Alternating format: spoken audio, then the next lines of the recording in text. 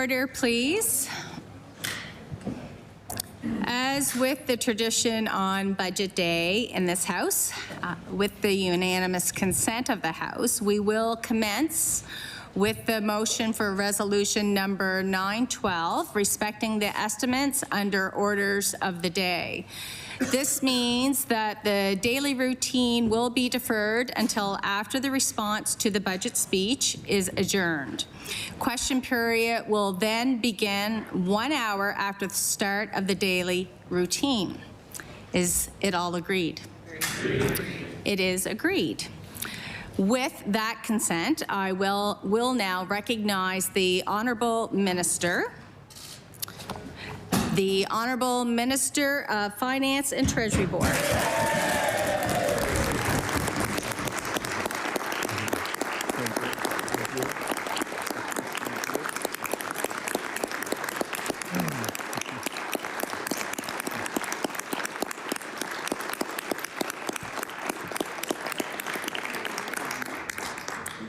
Madam Speaker, pursuant to the notice of motion given by me on February 27th, 2024, and the rules and forms of procedure of the House of Assembly, I have the honour by command to present a message from His Honour, the Lieutenant Governor of the Province of Nova Scotia, relating to the estimates of sums required for the service of the province for the fiscal year ending March 31st, 2025, which is, and I quote, I hereby transmit estimates of sums required for the public service of the province for the year ending March 31st, 2025, and in accordance with the Constitution Act 1867, recommend them together with the budget address of my Minister of Finance and Treasury Board, and any resolutions or bills necessary or advisable to approve the estimates and implement the budget measures to the House of Assembly, and that is signed by Arthur J. LeBlanc, Lieutenant Governor. February 29th, 2024.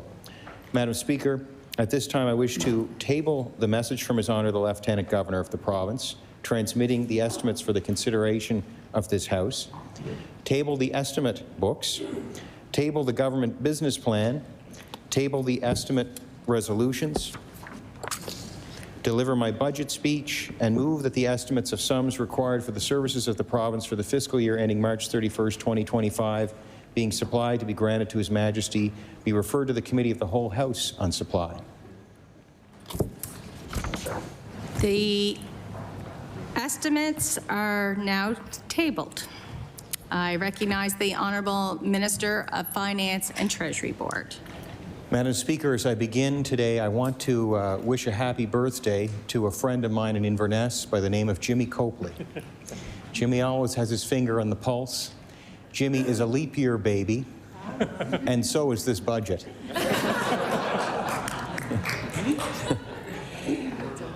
Today, I rise to table budget 2024-25, the third budget of the government Nova Scotians elected in 2021. This budget comes at a time when our economic landscape is shifting. Nova Scotia's economy and population have grown much more quickly than expected coming out of the pandemic.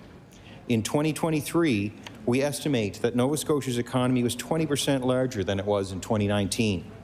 That led to higher than expected revenues for the province. But do you know who else that surprised? The people who agreed with our economic estimates. Canada's largest financial institutions and leading academics here in Atlantic Canada.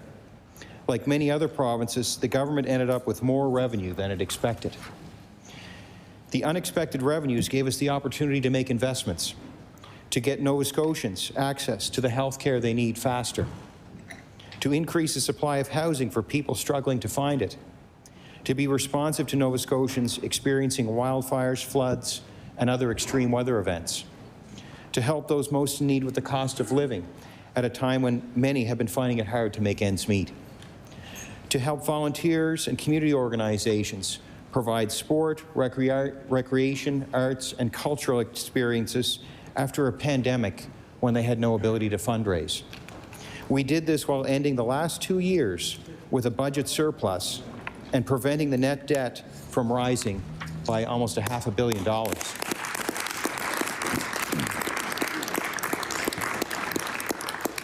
We continue to receive solid credit ratings. Moody's Investor Services long-term rating of AA2 stable continues to reflect confidence in the province's fiscal management and noted strong management policies support sound financial planning and debt management. DBRS Limited confirmed our credit ratings at A high in November, noting that Nova Scotia has been a perennially strong fiscal performer. And S&P confirmed our stable outlook and expressed confidence that our government will keep its focus on long-term fiscal sustainability while also addressing the needs of the population. Budget 2024-25 reflects our fiscal capacity, builds on the work we have already started, and sets a path forward for the year ahead. Cost of living has become top of mind for people as we experience some of the highest increases in inflation in 30 years. The #1 ask by Nova Scotians in this year's budget consultation was for tax relief. Madam Speaker, they're going to get it. Starting January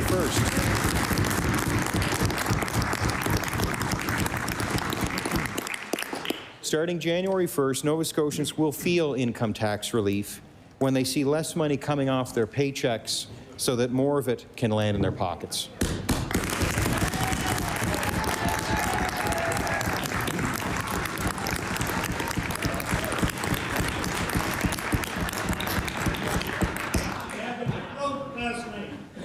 Madam Speaker, income tax brackets will be indexed, but we're going to do something more than the opposition said, Madam Speaker.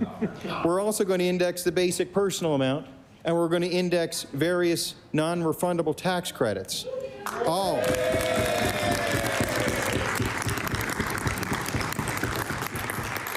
to lower the income taxes people pay. We appreciate that not everyone experiences the same challenges in the same way. So over the past 2.5 years, we have provided a number of programs to help people make ends meet. This budget does more. 500 more renters will get the help with the cost of their housing through the rent supplement program. The number of rent supplements has more than doubled from 4,000 2.5 years ago to 8,500 with this budget. Wow. 2,250 homeowners will get help with urgent emergency repairs or disability-related modifications to their homes with more funding for the Home Repair and Adaptation Program. No one will pay higher premiums for seniors or family pharmacare. 60% or 15,000 recipients of the Employment Support and Income Assistance Program who have disabilities will receive $300 more per month. Wow. And people who are connected to the labor market and receive income assistance will be able to keep more of the wages they earn. We will be increasing the income exemption threshold so they will continue to feel supported as they pursue employment opportunities. This budget continues to invest in community-based organizations to help with food security programs and give people a source of local healthy food in their communities. Madam Speaker, we know that good nutrition is foundational for a child's learning and well-being, and that the rising cost of food is placing additional pressure on many families. This year we will launch the first ever province-wide school lunch program. Wow.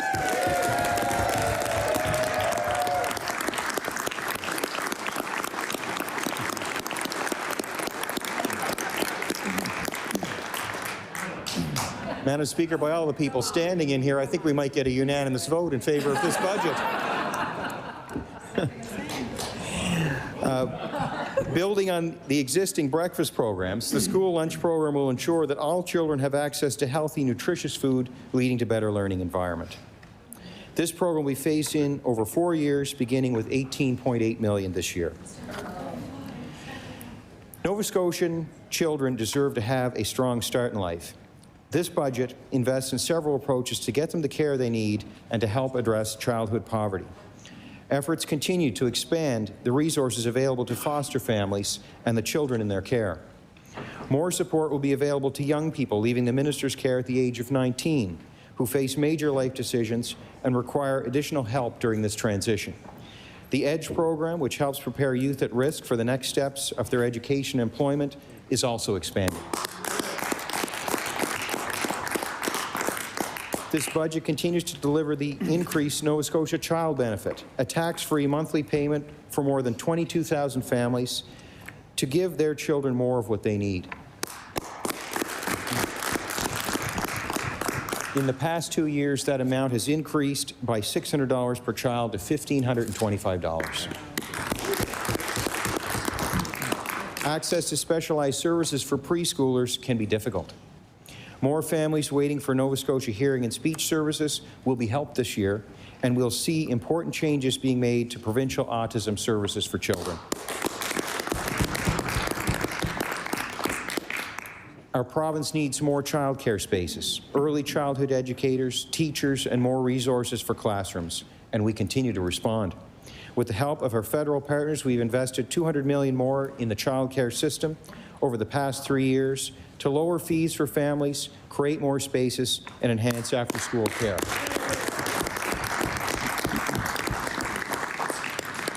We are seeing growth in our school population.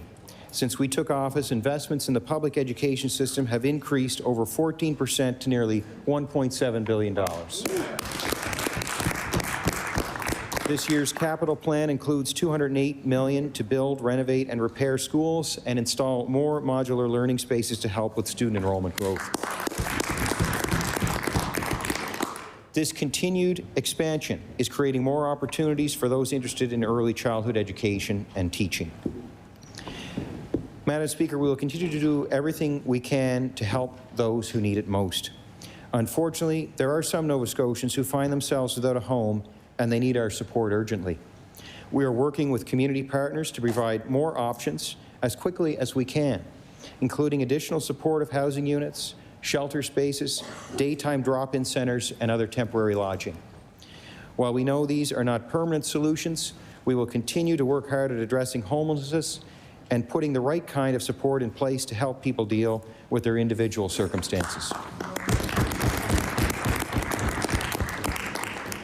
Madam Speaker, to honour our commitment following the human rights remedy, government is transforming support for people living with disabilities. Significant changes are underway within the Disability Support Program. More resources than ever before are being made available to people with disabilities so they can make their own decisions and access funding to better meet their needs. Over the next few years, people will continue to be moved from large institutions and supported in the community, and they will have easier access to clinical programs and mental health supports. Our focus on equity and anti-racism acknowledges the need for change and further investment. The needs vary, and so do the solutions. The Office of Equity and Anti-Racism is moving forward with its strategic action plan to help break down barriers for diverse communities. Important investments are being made to address recommendations of the final report of the Mass Casualty Commission to help make it easier for people to access mental health and grief supports. Transition houses and women's shelters across the province deliver essential programs for women in need, and they will receive more funding this year.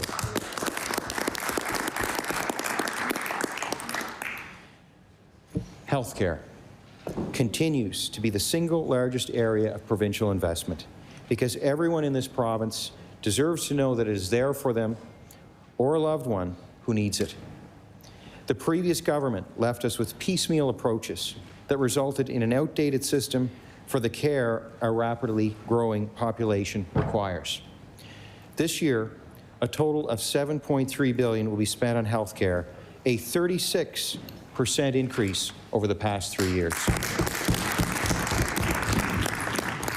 The increased funding ensures Nova Scotia Health, IWK Health, and other healthcare providers can deliver programs and services to a province that has grown almost 10% in just a few years, while at the same time transforming the system for a healthier future. The healthcare system is interconnected. Challenges in one area have root causes in another.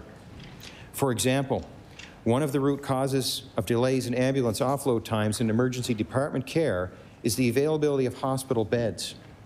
In many cases, Nova Scotians who need a long-term care placement are waiting in a hospital bed because they can't go home or are waiting for a nursing home bed.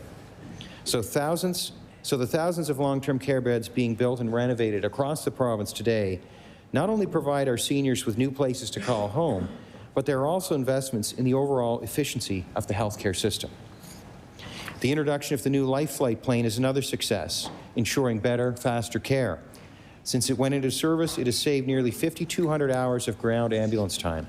That means more ambulances and paramedics can stay in their communities to respond to local calls instead of driving patients over longer distances for appointments. When someone needs health care in Nova Scotia, they now have more options in their community and at their fingertips. They can access many more services in pharmacy clinics, mobile care clinics, urgent treatment centers, and online. These services were not available 3 years ago, and they may actually be better options for people who didn't have anywhere to go but a hospital emergency department. And I think we can all agree that preventing unnecessary trips to the emergency department is best for everyone. This year, an additional $184 million will enable progress on the Action for Health plan and improvements that will have a lasting, positive impact system-wide. More emergency care initiatives, more actions to move patients through the health system more quickly and reduce wait times for surgeries and diagnostic tests, more primary health care options, and more digital solutions. We are seeing results. Last year alone, 2,600 more surgeries. The surgical wait list was reduced by 27%. Over 25,000 more CT scans and ultrasounds. 60,000 more primary care appointments available to Nova Scotians. Many people suffer from chronic illness. One of the most common is diabetes. This budget will help many Nova Scotians living with diabetes better manage their disease and save them money. With $7.2 million this year, Nova Scotia will help cover the cost of sensor-based glucose monitors and remove the age cap on the insulin pump program. Good. Considering a person with diabetes pays up to $4,000 per year for a sensor-based glucose monitor, over $6,000 for an insulin pump, and $4,000 for supplies, this is an important investment in the health of more than 4,000 Nova Scotians.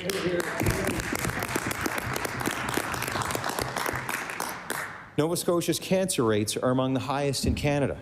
However, with critical investments in cancer research, better methods of detection, and more effective treatments in recent years, Nova Scotians are living longer with cancer than ever before. This year, our investment in the battle against cancer continues. With $61 million more, cancer patients will experience new digital imaging technology and equipment that provides adaptive radiation treatment, new precision medicine improvements, and an at-home cancer care program.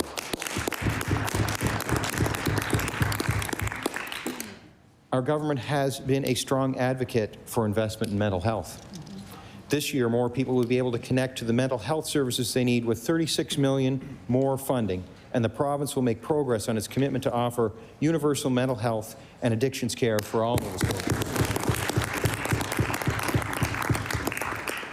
We are well into our multi-year plan to build modern healthcare facilities, with significant redevelopment projects in Halifax and Cape Breton Regional Municipality, and several other projects to upgrade and expand local healthcare facilities across the province.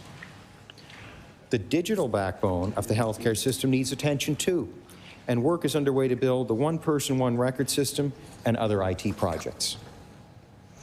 We will continue to make progress this year on expanding transitional care options and building 5,700 new and replacement long-term care spaces by 2032. That's good news because 3 years ago there were 500 long-term care beds closed due to staffing shortages. Wow. Now every bed is in use and making a positive impact on the entire system. I'm pleased to say this budget provides more funding for long-term care facilities to deliver improved care to their residents. A $10.7 million increase will be provided to help them move closer to the new standard of providing 4.1 hours of care to each person every day. This is on top of the significant investments made in safety equipment in the long-term care sector.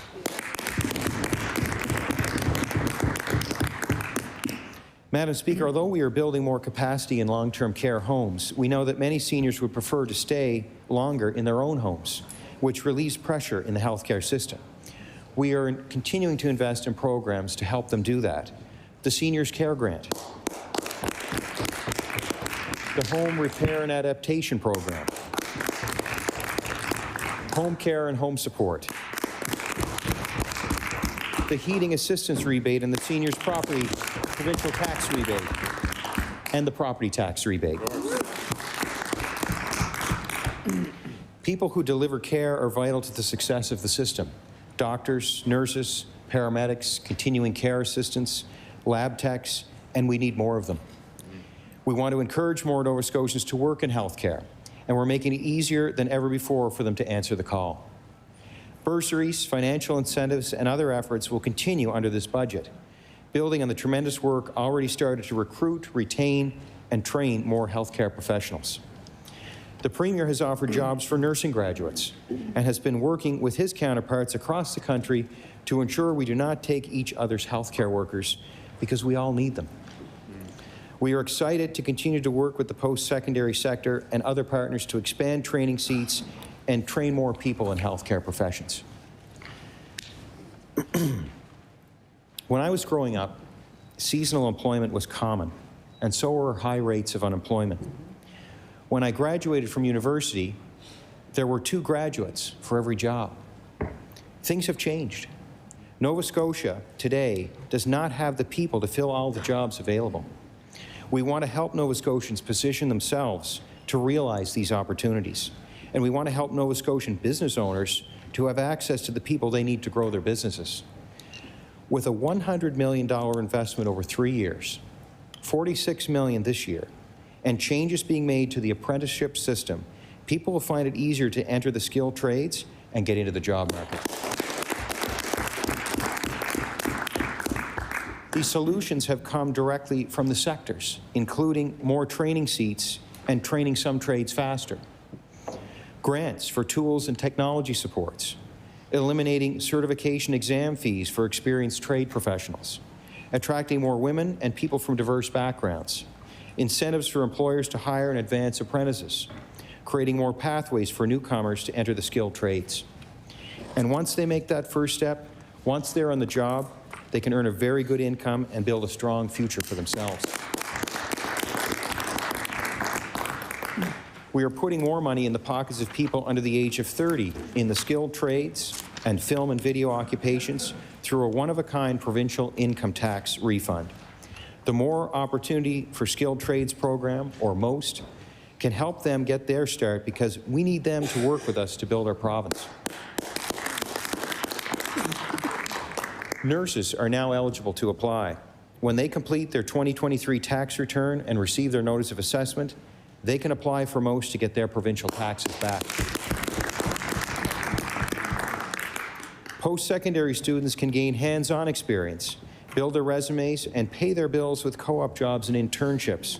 And this budget continues to invest in our partnership with MITAX to support 3,200 paid internships.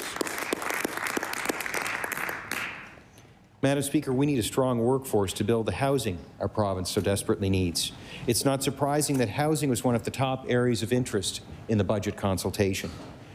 Our Action for Housing Plan is a forward-looking, 5-year housing plan released a few months ago, along with $1 billion in commitments to create the conditions for more than 40,000 new housing units.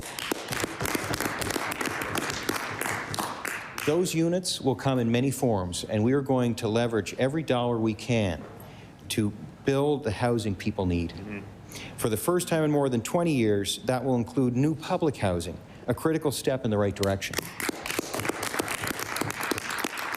The capital plan includes $35 million to build new public housing units and repair and maintain existing public housing.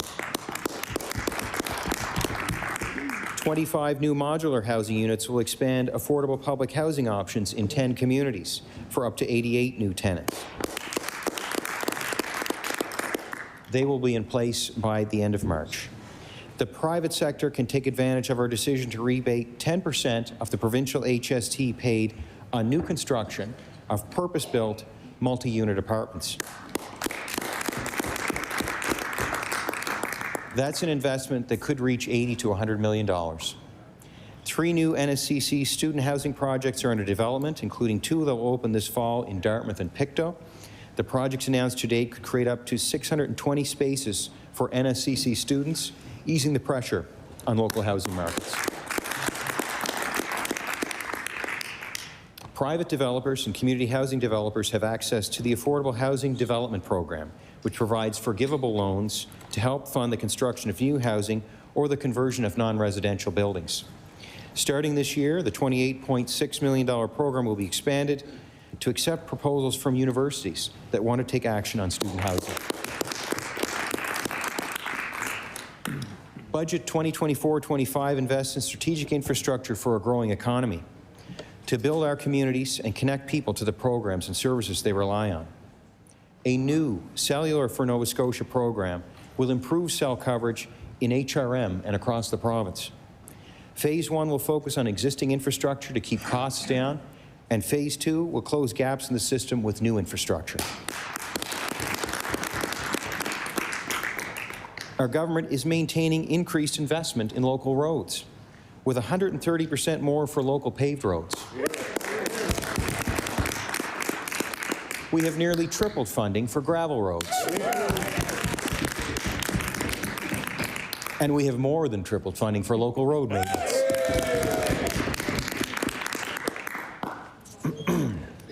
When it comes to driving Nova Scotia's economic growth, we're focusing on growing strategic sectors. Nova Scotia is poised to be a world leader in the production and export of green hydrogen. Yes. Which will help us and our global partners transition to cleaner economies. The Climate Change Plan for Growth, with $36.7 million this year, will create more opportunities for businesses and community organizations to do their part. This year's funding will encourage farmers, fishers, and their sectors to adopt clean technologies and reduce their energy consumption. Our rural economy depends on crops, livestock, and food production. Work continues to upgrade the Dykeland system that supports the agriculture sector. And government is funding pilot projects that bring locally grown food into publicly funded institutions.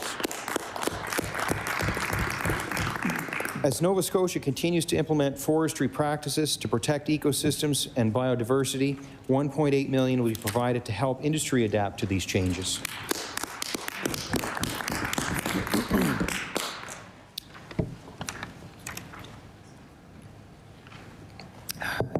Before I close, don't close. Keep going.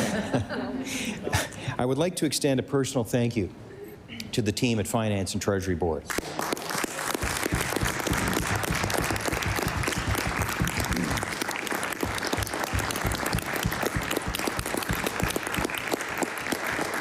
They are always prudent, always thoughtful, and respectful of the decisions governments make in trying to meet the needs of citizens. I would like to thank PCMLAs for the ideas they have shared to create this budget.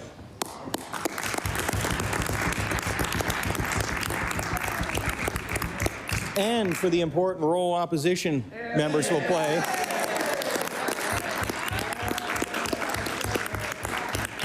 in asking questions about this budget. To the Premier for his willingness to be decisive and take action. And for the energy he shows us each day as he reaches out to Nova Scotians to listen to them. And to my family, to Lucy for understanding why this work is important and requires sacrifice. Yes, sir.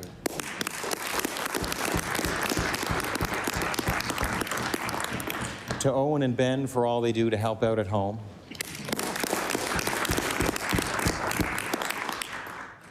And to Ivy, Willow, and Lachlan, who may one day better understand why Daddy went to Halifax again.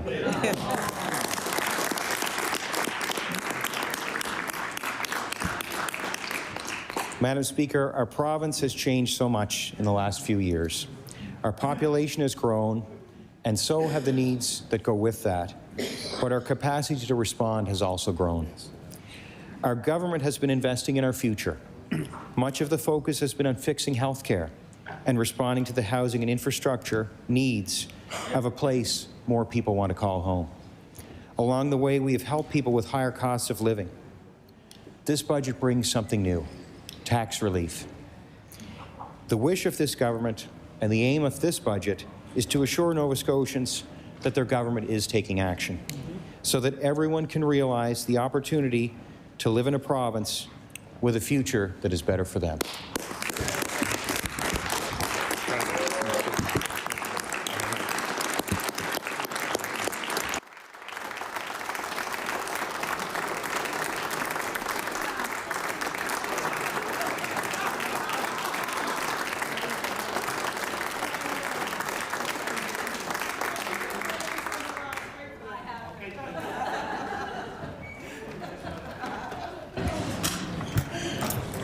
I now recognize the honourable member for Northside Westmount.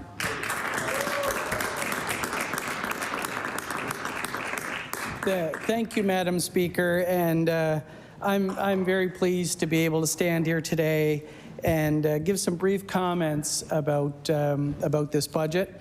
I want to thank the Finance Minister for his sacrifices and his family, because I know it's not easy to spend all the time putting all this together, and congratulations on bringing your budget forward today.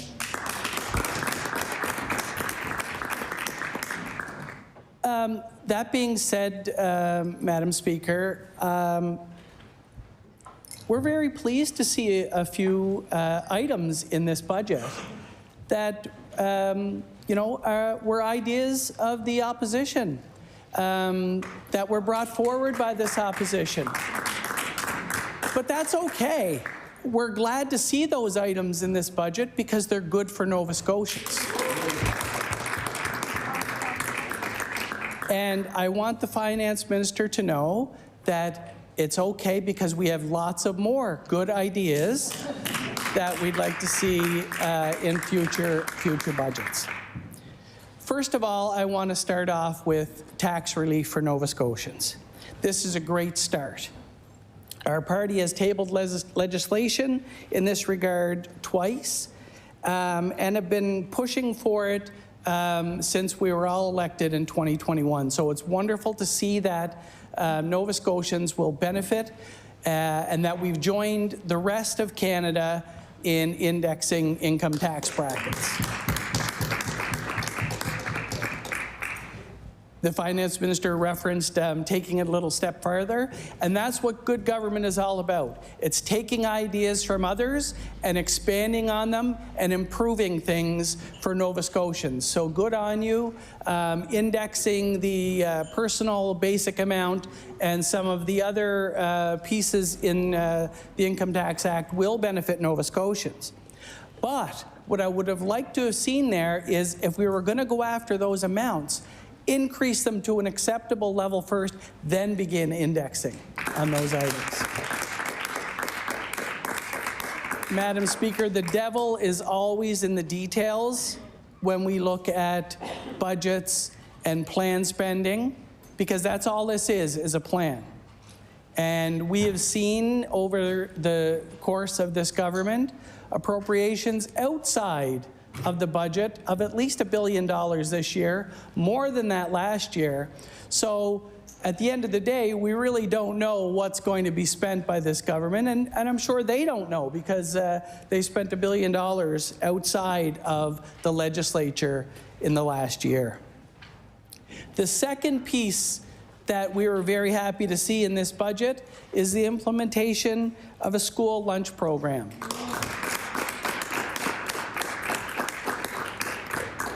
Tabled at least 3 times by this opposition over the last 2.5 years. This is something that is so important. Poverty and food insecurity amongst our youth, and we debated this last night. Food security is such a major issue in our communities. And to have kids get a solid meal, a second solid meal at school, is going to be nothing short of miraculous when it comes to their learning and their ability to thrive. So we're very pleased to see that in this budget. However, phasing it in over four years, 18 million in the first year, we'll be watching this item very closely. The devil will be in the details. We will be asking those questions during estimates. It's important to know that we're on our way. It's a good start. The implementation of continuous glucose monitors.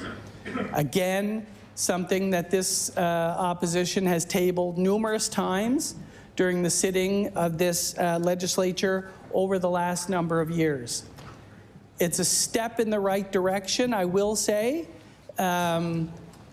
It's going to help a lot of Nova Scotians. I would have liked to see, and maybe we could see this in a future budget, I would like to see this program expanded.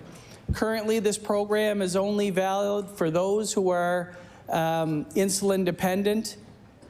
But Madam Speaker, there are so many people suffering from this chronic illness that are not at the stage of insulin dependence yet, but are taking medication, and the ability to monitor their blood sugars on a daily basis would go a long way to preventing them from getting to this stage, but they can't afford it.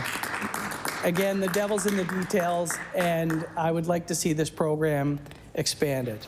So those are some items that we think are very positive with regard to budget 24-25. However, we do have some concerns with this budget, namely on the housing side. So in a time when we're seeing historic rent increases, historic vacancy rates, less than 1%, historic homelessness, we're cutting the overall budget from what we spent this year by over 4%. Madam Speaker, we believe that more needs to be done in this area to improve the situation that Nova Scotians are currently facing with regard to homelessness, with regard to, we'll call it housing insecurity. I think there's a lot more work to be done there. And we will ask some of those questions and provide some of those solutions as we go forward. Another issue while we're talking about tax relief, Madam Speaker, there are some items which we see in this budget, like the indexing of the brackets, indexing of the personal amounts. However, we feel as a caucus that this could go further. A reduction of 2 percentage points at HST would make a big difference. Madam Speaker, the other evening we heard members of the government talk about where will we find this money? Where will we find this money? It's $125 million. Well, they found the money clearly in their budget. They also found it in their increase in over $1 billion increase in revenue, Madam Speaker, that has come into this government unexpectedly.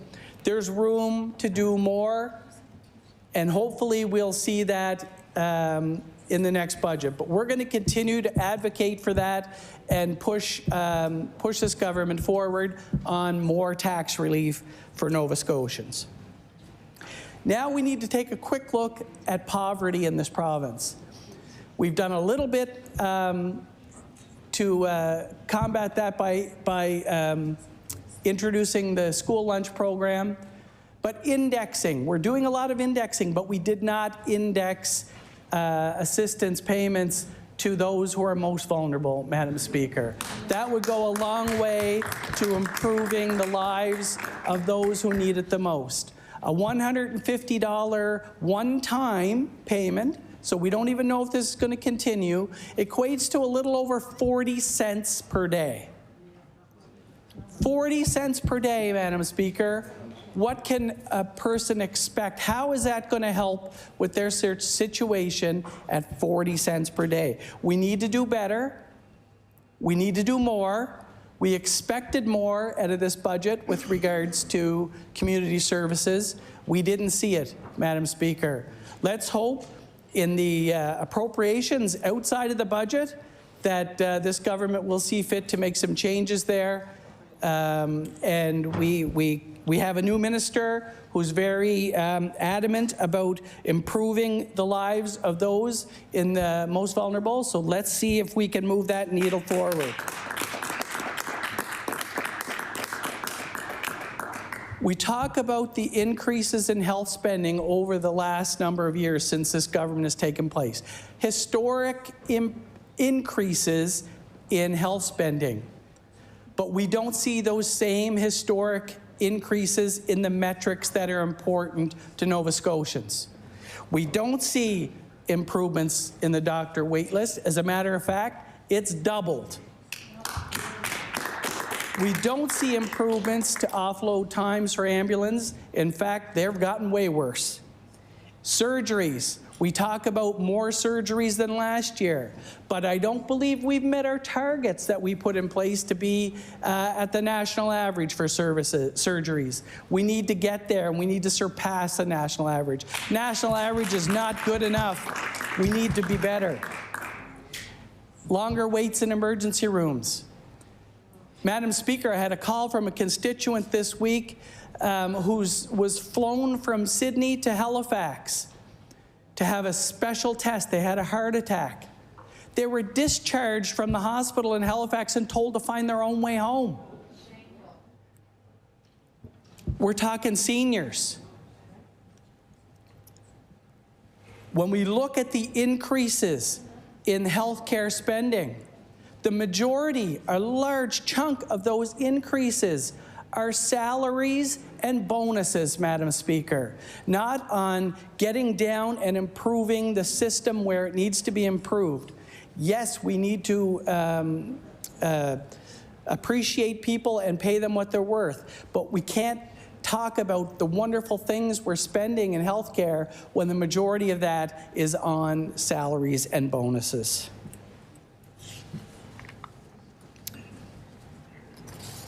We've seen this government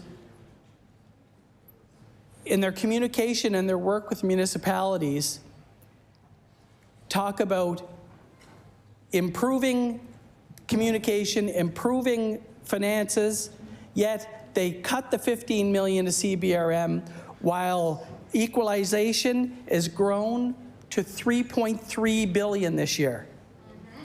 $3.3 billion. Federal equalization in Nova Scotia has grown by 17%. Economic development. We've scrapped the better paycheck guarantee. Nowhere in this budget do we see improvements or growth or implementation of Nova Scotia Loyal. Nothing to grow the economy. We're just going on hope that it continues. And hydrogen. The public service has grown by over 10%. Our net debt continues to grow.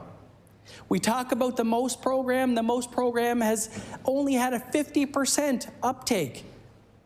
We need to expand that program. We need to increase the ages. We need to get people to utilize this program and attract people. It's not doing its job, Madam Speaker.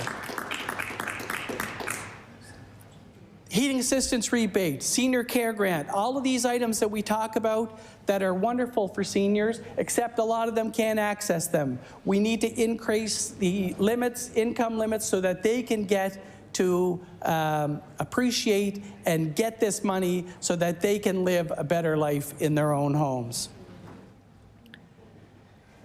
Madam Speaker, while there are some good things in this budget, there are some improvements that need to be made. We need to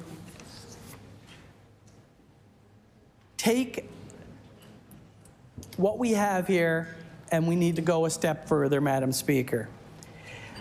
At this time, with these few comments, Madam Speaker, I move that we adjourn debate for today on this topic, and we'll come back at a later date to further discuss. Thank you.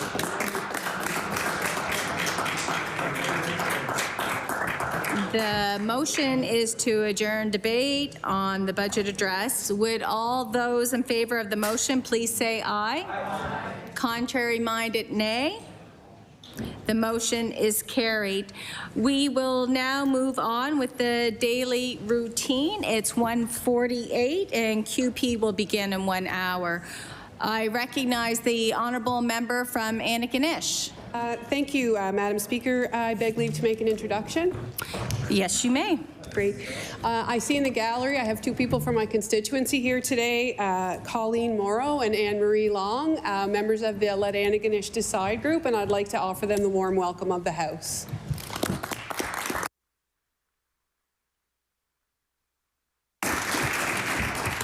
Welcome to the Nova Scotia House of Assembly. Enjoy your visit. So we will now begin with presenting and reading of petitions. I recognize the honourable member for Halifax-Chebucto. Thank you, Madam Speaker. I beg leave to present a petition which reads as follows. Whereas over a quarter of those who are homeless for the first time are over the age of 60, and whereas nearly 6,000 people are on the wait list for public housing with an average wait time of 2 years, therefore be it resolved that the provincial government ban evictions of seniors whose incomes would qualify them for public housing until there is a place in public housing for them to go. This petition has been signed by a number of residents of Bloomingdale Terrace in the constituency of Halifax-Chebucto, and I have also signed it.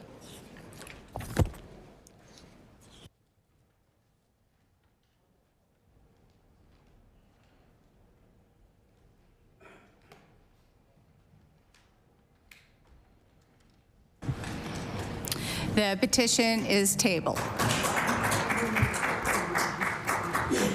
Are there any further presenting and reading of petitions? Presenting reports of committees? Tabling reports, regulations, and other papers. Statements by ministers. Government notices of motion. Introduction of bills. Notices of motion. Statements by members. I recognize the honourable member for Pictou Centre. Madam Speaker, I rise today to recognize the importance of February as African Heritage Month. In Pictou County, celebrations of the contributions, culture, history, resilience of people of African descent began with a proclamation ceremony at Glasgow Square. At the ceremony, Isabel Izzard was honored as the oldest living member of our town's black community. At 97, Isabel was recognized for her years of contributions to our community. This month has been an opportunity for all Nova Scotians to take the time to learn and grow as we work together to create a more diverse and inclusive province. We must continue to honor and recognize the important contributions of African Nova Scotians, not just today or this month, but every day and all year round. Thank you, Madam Speaker. The Honourable Leader of the Official Opposition. Thank you, Madam Speaker. May I make two introductions before I give my member statement? Certainly. Thank you. First, I'd like to introduce the House to two good, kind folks from Antigonish County, Jack and Val Sullivan, who are here to watch today's proceedings. Please rise and receive the warm welcome of the House. I'd also like to introduce the House to friends of ours from the Delmore Buddy Day Learning Institute who are here with us as well, including Mr. Randy Heedley, who's the board chair, Miss Melinda Day, Miss Sheila Lucas-Cole, both of whom were founding members of the Institute and lifelong advocates for Afrocentric education, and Miss Sylvia Drummond, CEO of the Delmore Buddy Day Learning Institute. I'd like to welcome these folks today I'd like to welcome these folks today in recognition of African Heritage Month. These are individuals who have been extraordinary community leaders who have had an impact on the lives of many in our province and whom I know will continue to have an impact on the lives of many. It's a real pleasure to have all of you here. Thank you for joining us. I recognize the honourable member for Yarmouth. Thank you, Madam Speaker. February is designated in Nova Scotia as African Heritage Month. Today, we are celebrating the roles these influential community leaders have played in establishing and sustaining the Delmore Buddy Day Learning Institute. Again, Mr. Randy Headley, Ms. Melinda Day, Ms. Sheila Lucas-Cole, and Ms. Sylvia Paris-Drummond. Through their efforts and those of others, the Delmore Buddy Day Learning Institute is advancing educational change and genuine opportunities that support learners and communities of African ancestry to reach their full potential here in the province. Educational research is vital to the mission of DBDLI. The Institute creates compelling evidence to propel improvements to educational experiences, opportunities, and outcomes for Nova Scotian learners of African ancestry. The Institute works directly with many national and provincial organizations, communities, and educational institutions to build capacity for a deeper understanding of the contributions from the African Nova Scotian culture to the history of our province. We acknowledge the efforts these folks have initiated, which have effectively led to societal transformation in our province. I'll end by thanking you all very well for the leadership and wish you continued success in the efforts to advance Afrocentric education in Nova Scotia. Thank you. I recognize the honourable member for Halifax Citadel Sable Island.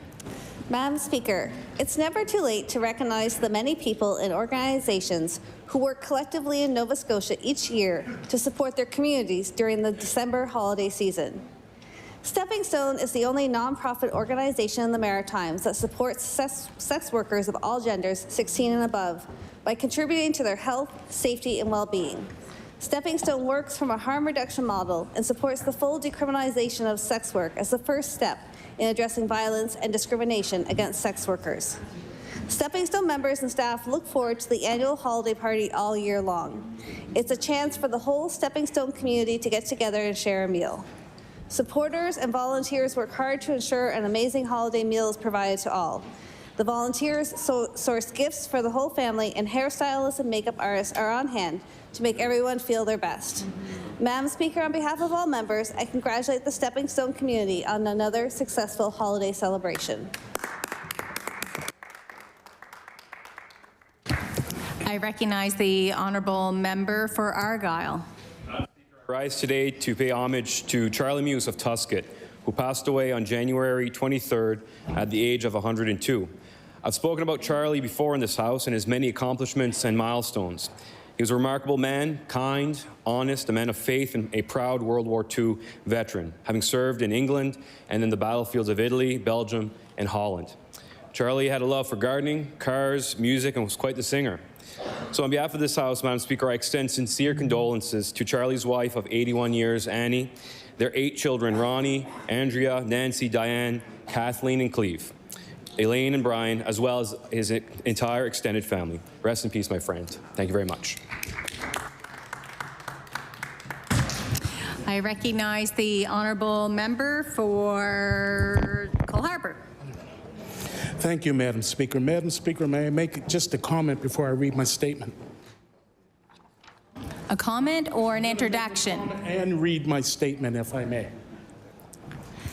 You may make an introduction. Okay, an introduction then.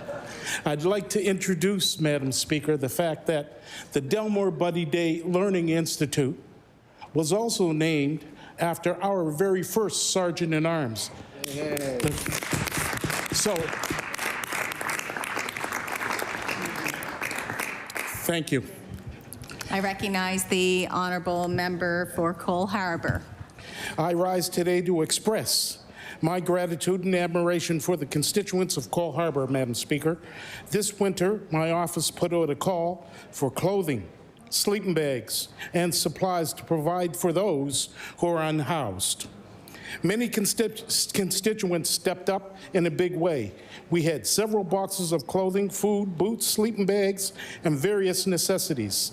Thanks to their donations, we were able to put food in the Cole Harbour community fridge, provide coats for a single mother of 2 daughters, provide new boots to another constituent, and made 3 visits to encampments with sleeping bags, hats, and mittens. In fact, they were so generous that I still have coats, hats, and stuff to provide for people. Madam Speaker, I'd like to ask my colleagues to join me in thanking the residents and Cole Harbour for their generosity and care for their neighbors. I recognize the honourable member for Halifax-Chebucto. Madam Speaker, I wish to add my voice to those congratulating the Service Employees International Union Local 2 for the strong and encouraging rally the union held February 10th at North and King Streets in Halifax in support of the workers at Java Blend, whose termination in the midst of a unionization drive is the subject of a current unfair labour practices complaint at the Nova Scotia Labour Board. Java Blend workers held a unionizing vote in June, but the ballots have not yet been counted because of objections of the ownership group. In January, 9 workers were terminated at Java Blend, representing 25% of the workforce, but 100% of the union's organizing committee. Speakers at the rally from the recently organized union at Pete's Frutique, from Justice for Workers, the Workers' Action Centre, and from the Java Blend workers, of course, themselves, all pointed to how the owner's conduct has every appearance of an orchestrated campaign of anti-union retaliation. The leader of the Nova Scotia NDP drew on her own years of experience as a barista and spoke compellingly to the rally about the necessity of workers in the sector having the protections that come from a union. Everything about the rally was participatory and powerful. Thank you, Madam Speaker. I recognize the honourable member for Hants West.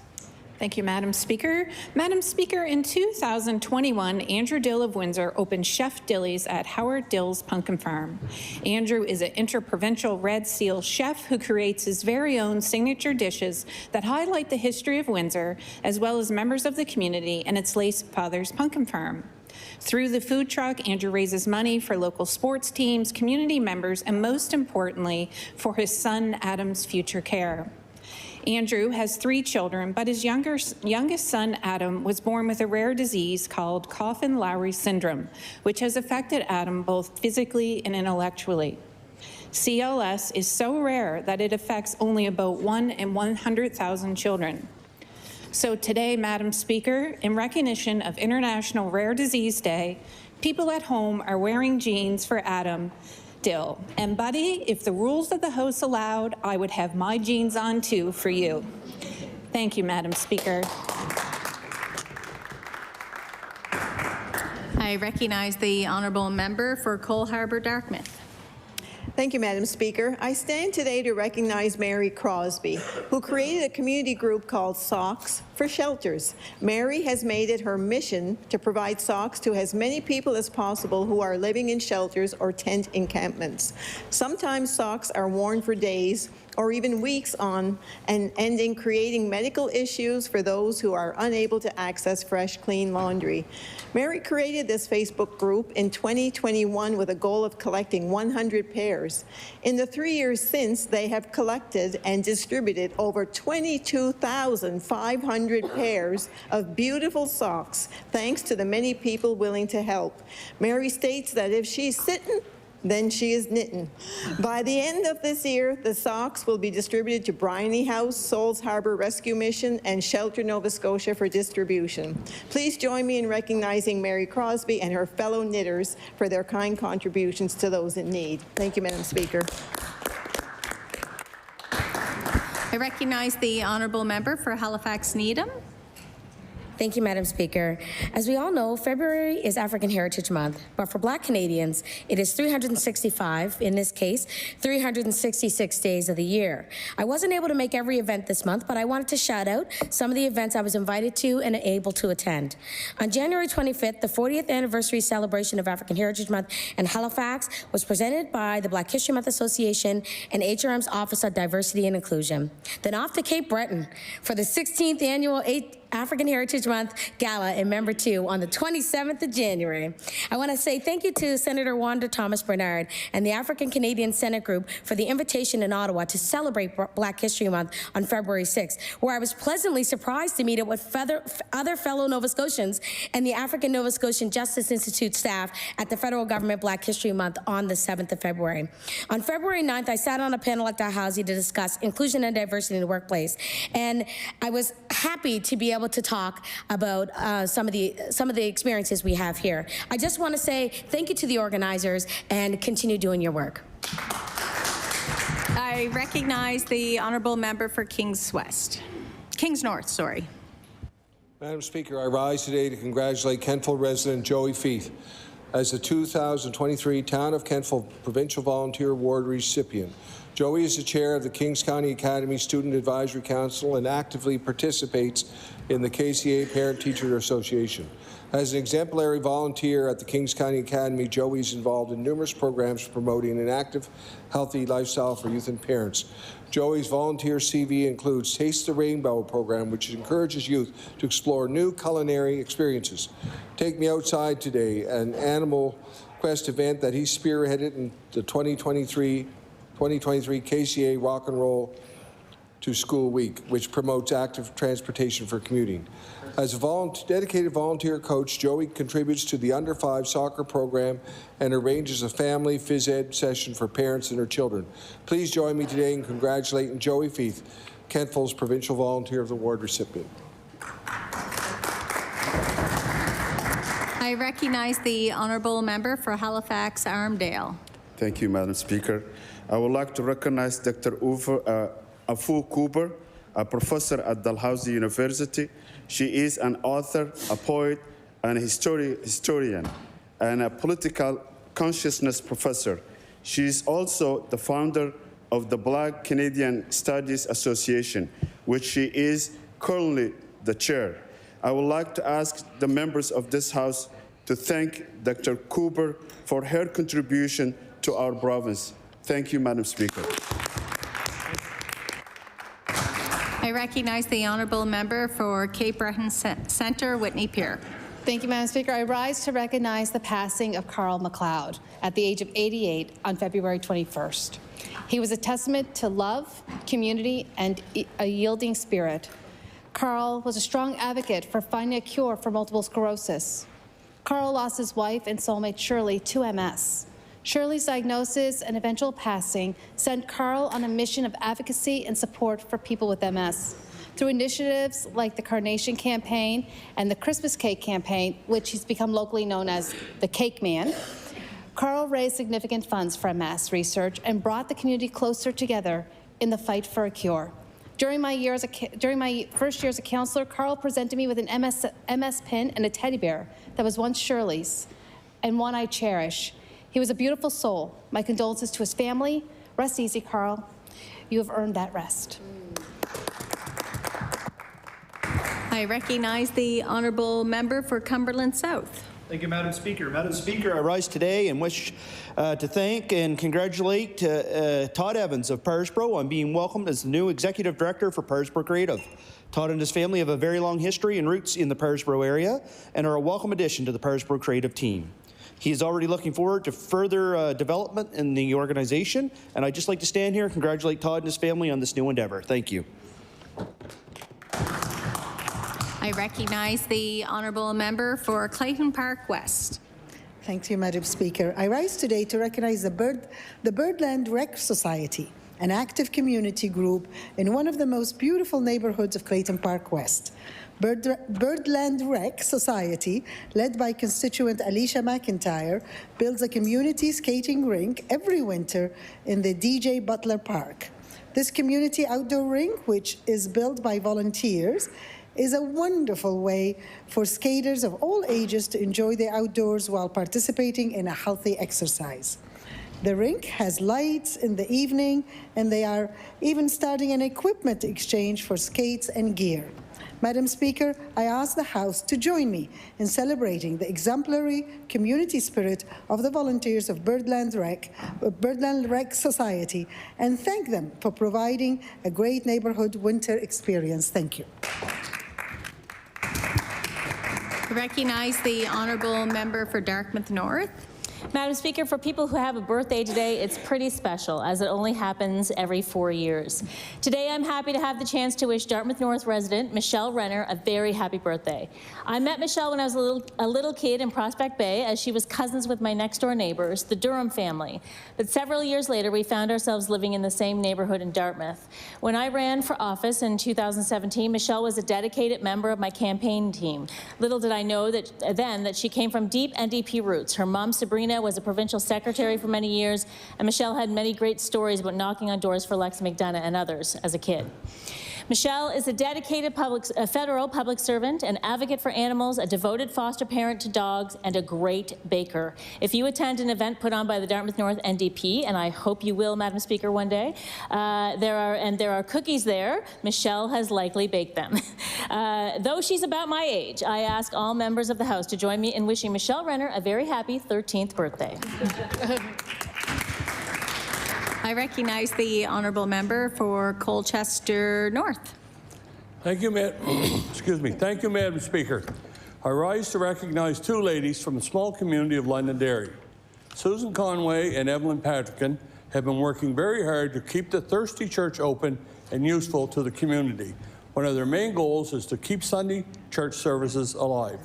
Susan and Evelyn also run the food cupboard, which not only provides food, but also has clothing and toys available. This is kept open thanks to their hard work and kindness, but also because of the contributions from community-minded members. Evelyn and Susan will also provide lunch and a movie for our seniors, giving them an opportunity to get out of the house and chat with their neighbors. Madam Speaker, I would like to commend Evelyn and Susan for their innovative ideas, their hard work, and their countless hours spent creating and inviting an inviting environment for Londonderry residents. Thank you, Madam Speaker. I recognize the honourable member for Clare. Thank you, Madam Speaker. I rise today to recognize what has become a community tradition, the monthly community lunch graciously hosted by the Metegans Lion Club. On every third Sunday, locals gather for a shared meal and companionship. These lunches hold special significance for those living alone, offering a chance to socialize over a comforting meal.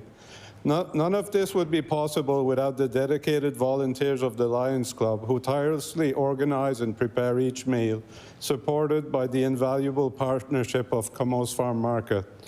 Adding to the festive atmosphere is the monthly musical performance by Jacques Deveau and friends, enhancing the experience for all. I ask that all members join me in showing appreciation to the Metegans Lion Club for their monthly hospitality and providing our community with a delightful meal. Merci. I recognize the honourable member for Halifax Citadel Sable Island. Madam Speaker, I would like to honour the tremendous work done by the Relaunch program at the Halifax YWCA. This program has done a great job in helping women and gender diverse folks recognize their potential and rebuild their hopes in different fields. It empowers the participants to get ready to join the working environment in a way that they are motivated with life skills and training, like first aid, how to be assertive, how to communicate well at work, how to deal with the negative influence and burnout, as well as providing them with digital skills. After the career development sessions, participants are encouraged to apply for jobs of their interests, and the YWCA gives subsidies to the employer during the internship program. This enables the participants to gain practical skills for the job. Madam Speaker, I would like to thank the YWCA for this program that enabled Amina Basarika to join my office and draft this statement for you all. I recognize the honourable member for Glace Bay Dominion. Madam Speaker, it gives me great pleasure to acknowledge that residents of Glace Bay Dominion, Reserve Mines, Donkin, Port Morion, and surrounding areas will see improved access to health care with the upcoming renovations to the Glace Bay General Hospital. The renovation, in addition to Glace Bay Hospital, includes a new and expanded emergency department that will provide improved flow for staff, physicians, and patients, as well as surgical suite renovations are designed to improve programming and to ensure they will meet current and future demands. This major project will provide a modern, state-of-the-art facility with advanced equipment and technology. This means obvious advantages in recruiting and retaining healthcare professionals. It will also be a green project with reduced greenhouse gas emissions, efficient use of energy and water. Madam Speaker, after years of uncertainty, frequent and long closures for Glace Bay Hospital, these renovations serve as a statement of support for access to health care in our region. Thank you, Madam Speaker. I recognize the honourable member for Annapolis. Madam Speaker, in communities across our province, volunteer firefighters sacrifice so much to help their fellow citizens, and I'm always pleased to celebrate their efforts. Last fall, I had the honour of attending the Annapolis Royal Volunteer Fire Department Awards Banquet, and I would like to take a moment to recognize the award recipients. Zach Cromwell, 10 years service, David Wright, 10 years service, and Andy Sharp, 15 years service. I invite all members of the House of Assembly to join me in congratulating these award recipients and in thanking all members of the Annapolis Royal Volunteer Fire Department for all they do to make our communities safe and great places to live and work in. Thank you. I recognize the honourable member for Cumberland North. Thank you, Madam Speaker. Today I'm pleased to rise to recognize the Sunset community in Pugwash, who are embarking on an innovative project to create affordable and accessible homes in a new inclusive community known as Sunrise Landing. The project, being planned in 3 phases, will see the development of 30 acres of scenic property that's within walking distance to all amenities in Pugwash. In collaboration with the local builder, Crossroads, the project will see construction of 16 homes as the first phase of the development. The homes will provide a mix of affordable units and market-rate units, which will meet all accessibility and environmental standards. The project is intended to be a diverse community with accessible outdoor spaces that inspire a sense of community. The initial goal is to provide quality housing options for persons transitioning into community-based settings from Sunset's Adult Residential Center.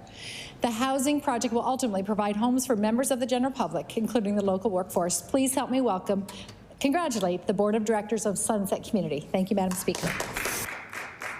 I recognize the honourable member for Halifax Needham. Thank you, Madam Speaker. As we close off African Heritage Month, I want to thank all the organizers from one end of the province to the other. As we know, there's a lot of work that goes on the big day or the big weekend of African Heritage Month, and I want to extend my appreciation for all their continued hard work in making sure that we as Black Canadians never forget our roots. I want to go back to February 10th, where I was at an event, an African Heritage Month gala, that I was grateful to attend, that the gala organizer from AfriFest put together a presentation recognizing all of us sitting Black MLAs that evening on the 10th. It was beautiful. I also did my favorite thing and visited Joseph Howe School on February 12th and engaged the youth in political talks. And boy, are our young people brilliant. I'm always inspired to hear from our future. On the 17th of February, I was honored to attend the annual Southwest African Heritage Month Gala in Digby, and I had a ball. And I could go on and on and on because there were so many events, but I want to encourage everyone to get out, support our Black businesses, and be attentive. Thank you. I recognize the honourable member for Waverley, Fall River, Beaverbank. Thank you, Madam Speaker. Madam Speaker, today I rise to congratulate Windsor Junction's very own Abby Gaudry, who was named Dalhousie Tigers Athlete of the Week in January 2024. Abby impressed everyone when she finished 4th at the McGill Team Challenge with a time of 8.84 seconds in the 60-meter hurdle. Just last year, Abby won silver at the Atlantic University Sport Championships after recovering from COVID just the week before. Madam Speaker, please join me in congratulating Abby Gaudry, a brilliant young woman with an incredibly bright future. Thank you, Madam Speaker. I recognize the honourable member for Timberley Prospect. Thank you, Madam Speaker. Today I want to recognize William Pellerine, Doug Henry, Keith Helper, and Charles Manthorn, who are outstanding volunteers in my community. These gentlemen are members of the Western Region Joint Emergency Management Team and have logged over 150 hours of volunteer time at comfort centres. The effects of climate change are producing devastating and severe weather events such as hurricanes, fires, and floods. And these events necessitate support, comfort, and a safe place for people who are displaced from their homes. The Western Region Joint Management is a volunteer group working under the direction of Halifax Fire and Emergency Services. The organization provides services to the communities from Goodwood along Highway 333 to Hubbards and through to Tantallon and Timberley. They provide support to Halifax Fire when issues arise within our areas and work collaboratively with them to help increase the comfort and safety of our residents. The work is done through the operation of comfort centres during power outages, and they offer information and community education on preparedness. The newest project the group is undertaking will be working with the communities to develop evacuation plans in the event of an emergency. I'd like the members of the host assembly to join me in thanking Bill, Doug, Keith, and Charles for their generosity and compassion to comfort and help others during difficult and challenging times. Thank you, Madam Speaker. I recognize the honourable member for Cape Breton Centre and Whitney Pier. Thank you, Madam Speaker. I'm rising today to recognize 4 New Waterford Skating Club members competing at the Nova Scotia Figure Skating Provincial Championships over the weekend. The provincials will take place in Amherst. Congratulations to Taylor Petrie, Bria McDougall, Neely Ray Pfeiffer, and Kiana McDonald on all your accomplishments this season. I want them to know an entire community is cheering them on and wishing them luck, success, and a fantastic experience at provincials. I recognize the honourable member for Shelburne. Thank you, Madam Speaker. Madam Speaker, I rise today to congratulate Jessica McKinnon of Clarks Harbour and Raya Stewart of Antigonish, who recently completed the IIHF Ice Hockey U18 Women's World Championship in Switzerland. These 2 ladies played excellent hockey throughout the tournament, and I know this is not the last time that we will see or hear them as they advance their careers on the ice. Madam Speaker, I respectfully ask all members of the House to join me in congratulating Jessica and Raya on games well played and their team's strong 8-1 win over Finland to bring home the bronze medal to Canada. Thank you, Madam Speaker. I recognize the honourable member for Bedford Basin. Thank you, Madam Speaker. I'd like to congratulate the Bedford Lions on some new initiatives to make life better for their fellow Bedford residents. After the city was forced to remove trees from DeWolf Park due to an emerald ash borer infestation, our Bedford Lions stepped up to create a shade shelter in the park. And now that so many fellow citizens are struggling with the cost of food and necessities during this affordability crisis, the Bedford Lions have installed a community food pantry outside the Bedford Lions Den. In addition to packaged food, the pantry contains necessities like toothpaste and other toiletries, sanitary products, and more. Various local organizations and individuals have stepped up to support the Lions in this effort, and I want to thank them for their support. I really appreciate everyone coming together to help other residents in what is a tough time for so many. Thank you. I recognize the honourable member for Dartmouth North. Mr. Speaker, if you walk or roll near the Schultz Memorial Ball Diamond on Howe Street in North Dartmouth, as I often have done with my dog, Gregory Jack, you will see a beautiful new mural, Home Team 2023, painted last summer by Jason Skinner. The mural is bright and brilliant and portrays a strong sense of community through the depiction of a children's local baseball team. It's really beautiful, and it's a wonderful addition to our community. Jason Skinner lives in Dartmouth North and is a multidisciplinary artist who creates murals, illustrations, oil paintings, and chalk art. He's been creating public art for over 20 years. You may have seen his installation called 42 Seagulls at the new entrance to Alderney Landing Library downtown in Dartmouth. Another one of Jason's raised murals adorns a building on Blower Street and features various Haligonians walking, chatting, playing guitar, and more. Public art, like Jason's, simply makes our communities better. Dartmouth North is home to many talented artists, and I'm really glad that Jason is one of them. Thank you. I recognize the honourable member for Preston. Thank you, Mr. Speaker. I rise today to recognize Akuma Holdings, Incorporated, the site of approximately 320 acres of land in Westfall near the Preston Township. On October 22nd, 2023, Akuma Holdings Incorporated unveiled 4 duplexes with 8 affordable housing units. This cluster is called the Fairfax Home, named for Reverend Donald E. Fairfax, a former teacher at the Home for Colored Children. These houses were built with funding provided by the Canadian Mortgage and Housing Corporation under the Rapid Housing Initiative, City Stream, in partnership with HRM. The province of Nova Scotia, through Housing Nova Scotia, also contribute as part of a trilateral contribution agreement. I ask all members of the Nova Scotia Legislature to please join me in congratulating and thanking Akuma Holdings Incorporated for those new affordable housings and best wishes to the families who will occupy them. Thank you, Mr. Speaker. I recognize the honourable member for Sydney Member 2. Thank you, Mr. Speaker. Mr. Speaker, I want to rise on my feet for a second, just based on the announcement that we heard earlier about a universal school lunch program for our kids. And I do want to say this, regardless of political stripe, this is a huge win for our children. It is, and their families. It is, and we have our debates in the House, and we talk about it. And you know, whether you're in opposition or government or not, you're always advocating for it. But everybody wanted the same thing. But there were also a lot of advocates out in the community that were actually advocating for this. Remember, and many of you, Mr. Speaker, you'd remember being on some of these committees where these organizations would come in. They'd be child advocates. They'd be certain advocates when it came to poverty, and all of them said the same thing: that the one thing that we could do is go to our kids. Make sure we could do whatever we could. It was one of the most tangible things that we could do. We've debated this in the House since 2021. And I can tell you, I've been in this place for almost 9 years now. And I can say this is one of the happiest days that I have because we did something really special for our kids. So thank you, Mr. Speaker.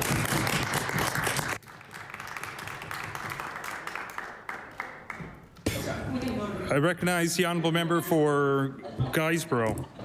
Tracadie.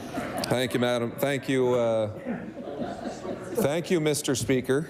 I rise today to speak in memory of Thomas Edward Long of Leicesterdale, who passed away in January.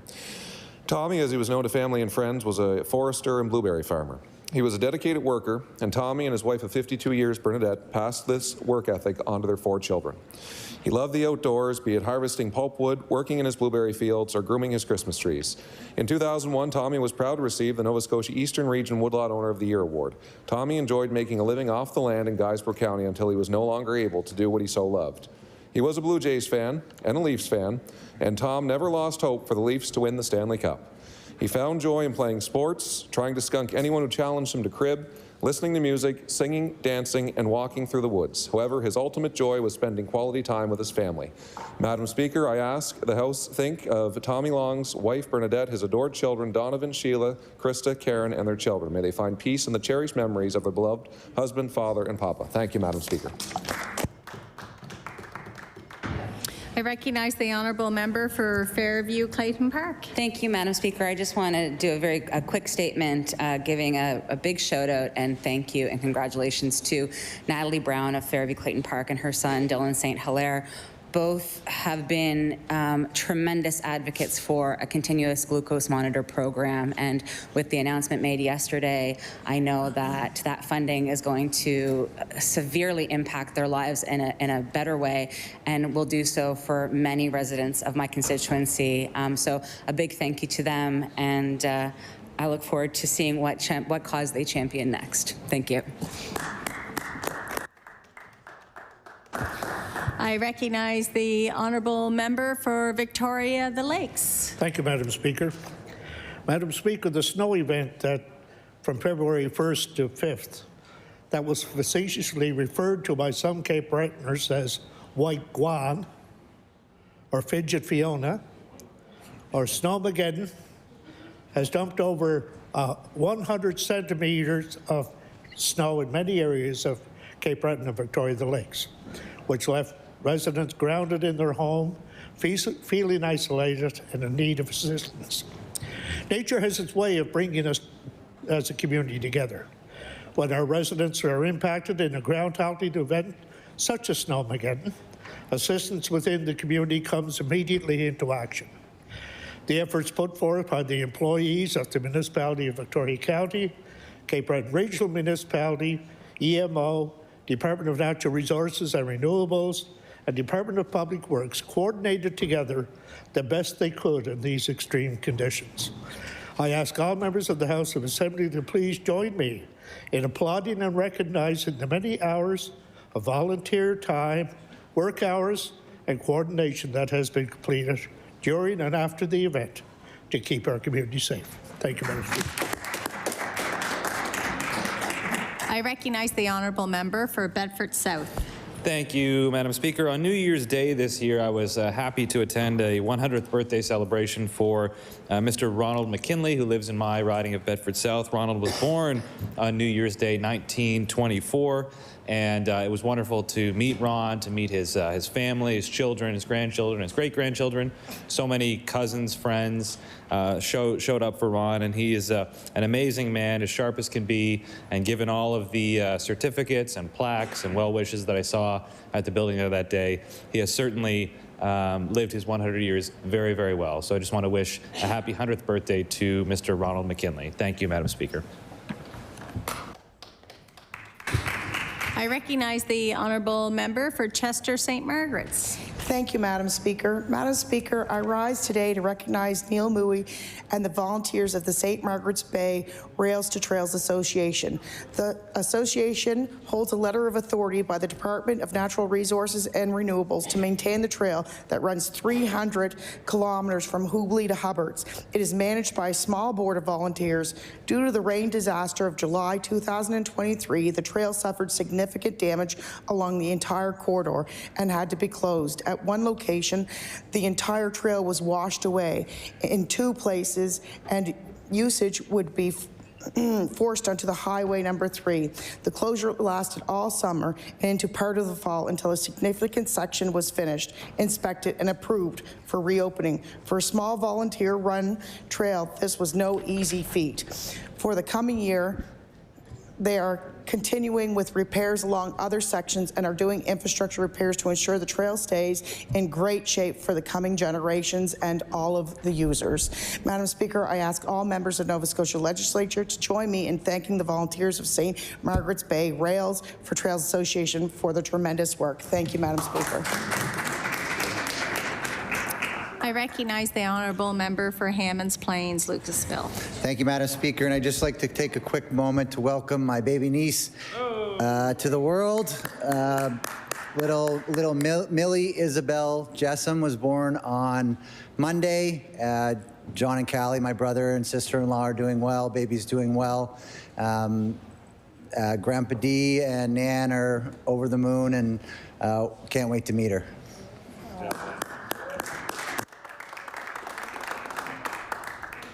I recognize the honourable member for Lunenburg. Thank you, Madam Speaker. Madam Speaker, I rise today to applaud the efforts of Mount Calvary Lutheran Church in Upper Northfield for ensuring our community is fed and nourished. In fact, that's the name of the monthly meals the church has been hosting for the past 2 years, and they've really taken off. Each month, the church invites one and all to join them for comfort and connection over a hot meal. Prepared and served by volunteers, it could be a roast beef dinner, chowder and a roll, or a summertime barbecue. And it is for everyone. As their posters say, whether you want the night off from cooking, whether you hate cooking, like myself, or the pantry is a little low, just join them. There's a suggested donation of $3 a meal, but no need for anyone to pay. In fact, the group's most sincere ask is that folks consider taking a meal to a neighbor who couldn't get out to join them. Madam Speaker, I hope colleagues will join me in commending this extraordinary local initiative. Thank you, Madam Speaker. I recognize the honourable member for Clayton Park West. Madam Speaker, I rise today with immense pride to recognize an incredible Nova Scotian woman who has dedicated her life to advocating for transgender rights and mental health. That is Veronica Merrifield. Veronica was recently honored by the Nova Scotia Human Rights Commission for her work. Veronica's commitment to making a positive impact extends to her role as the chair of the board for Transition House, Every Women's Centre, Cape Breton Centres for Sexual Health, and Conversion Therapy Survivors Connect. She also sits on the Advisory Council for the Status of Women. Veronica played a pivotal role in campaigning for amendments to the Nova Scotia Family Services Act to better support the 2S LGBTQIA+ children in challenging home environments. She was also involved in the federal conversion therapy ban. I ask the House to join me in honoring Veronica as we celebrate her commitment to creating a more just and inclusive society for all. Thank you.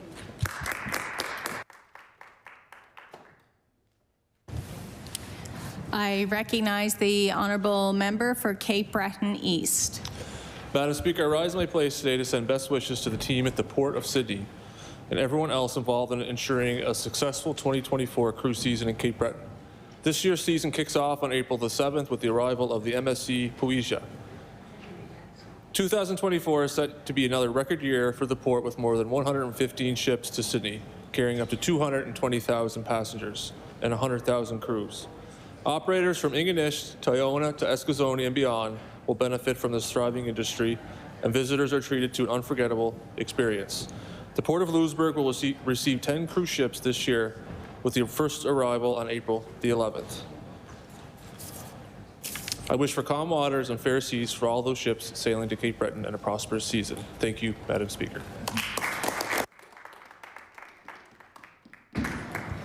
I recognize the honourable member for Hammonds Plains, Lucasville.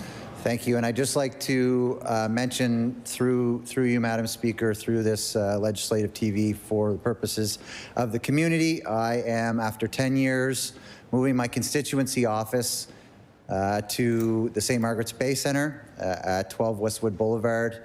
I want to especially thank the team at Hammonds Plains Pharmacy, Hammonds Plains Physio, Hammonds Plains Family Practice, in particular Martin Langell, who's been a tremendous asset and very accommodating over the last 10 years.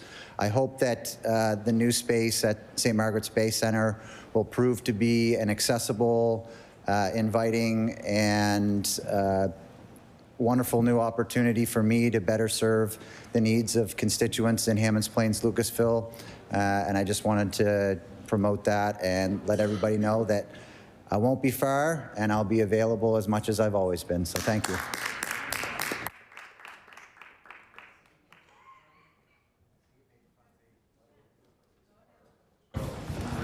I recognize the honourable member for Clare. Madam Speaker, I rise today to recognize Clare Share Fridge Communauté and its dedicated volunteers for organizing Clare for the Holidays, our community Christmas meal. Held for the second year at the Parish Hall in Sonyville on December 24th, the event witnessed over 550 meals served, a remarkable increase from the previous year. Volunteers labored tirelessly to cultivate a warm atmosphere, offering a delectable turkey dinner with all of the fixings, accompanied by festive music from Jacques Deveau and friends. With options for both dine-in and delivery, accessibility was prioritized, ensuring inclusivity for all. I extend my sincere appreciation to Clare Share Fridge Communauté for their outstanding dedication, and I ask that all members join me in thanking them for hosting such a successful Christmas event. Merci. I recognize the honourable member for Truro, Bible Hill, Millbrook, Salmon River. Madam Speaker, I rise today to congratulate Craig Matthews on his well-deserved promotion to the position of Captain for the Truro Fire Service. Craig's dedication, expertise, and unwavering commitment to public safety have undoubtedly earned him this honor.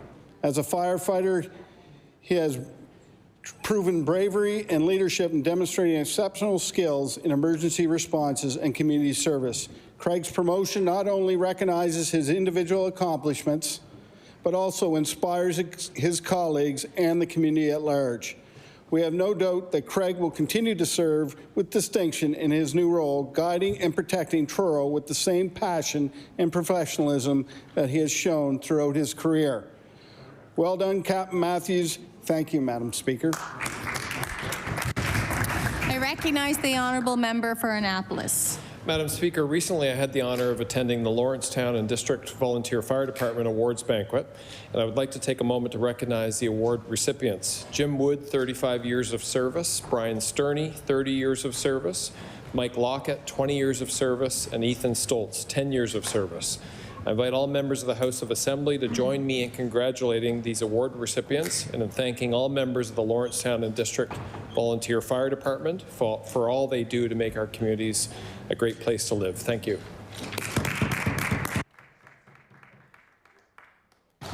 I recognize the honourable member for Eastern Passage. Madam Speaker, I rise today to thank the members of the Torn Souls Motorcycle Riding Club for their hard work in giving back to our community.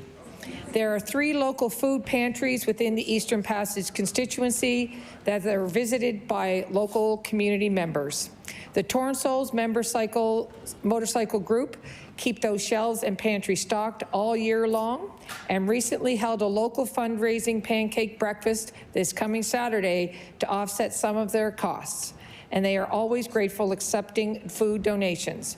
I ask all members of the Nova Scotia Legislature to join me in thanking the Torn Souls Motorcycle Riding Club members for their compassion and understanding while always giving back to their community on this initiative and many others. Thank you, Madam Speaker. Recognize the honourable member for Timberley Prospect. Thank you, Madam Speaker. I rise to recognize Lynette Richards of Terrence Bay. Lynette is the owner of Rose Window Stained Glass, a professional stained glass studio and an experienced tradesperson and fine artist. Lynette approaches stained glass through art and architecture rather than a hobby. Over 20 years ago, a European master glazier took her on as an apprentice. This intensive 3-year education involved learning 1,000 years of stained glass history and method as it evolved alongside architecture. Lynette is uniquely qualified to design and build stained glass windows rugged enough to outlive us and beautiful enough to be worthy of longevity. She designs for clients to suit their specific needs and works closely with homeowners, interior designers, builders, community representatives. Lynette prepared the set of 9 large windows for Our Lady of Lebanon Parish in Halifax, a stunning collection. The windows tell the life of Mary in the Lebanese Maronite tradition. The first 4 are her life on earth, and the last 4 are her afterlife. The first piece of glass was cut in April of 2022, leaving Lynette barely 10 months to create 9 incredibly beautiful stained glass windows. I'd like the members of the House of Assembly to join me in congratulating Lynette Richards on her talent as an artist and to thank her for sharing the beauty of her work. Thank you, Madam Speaker.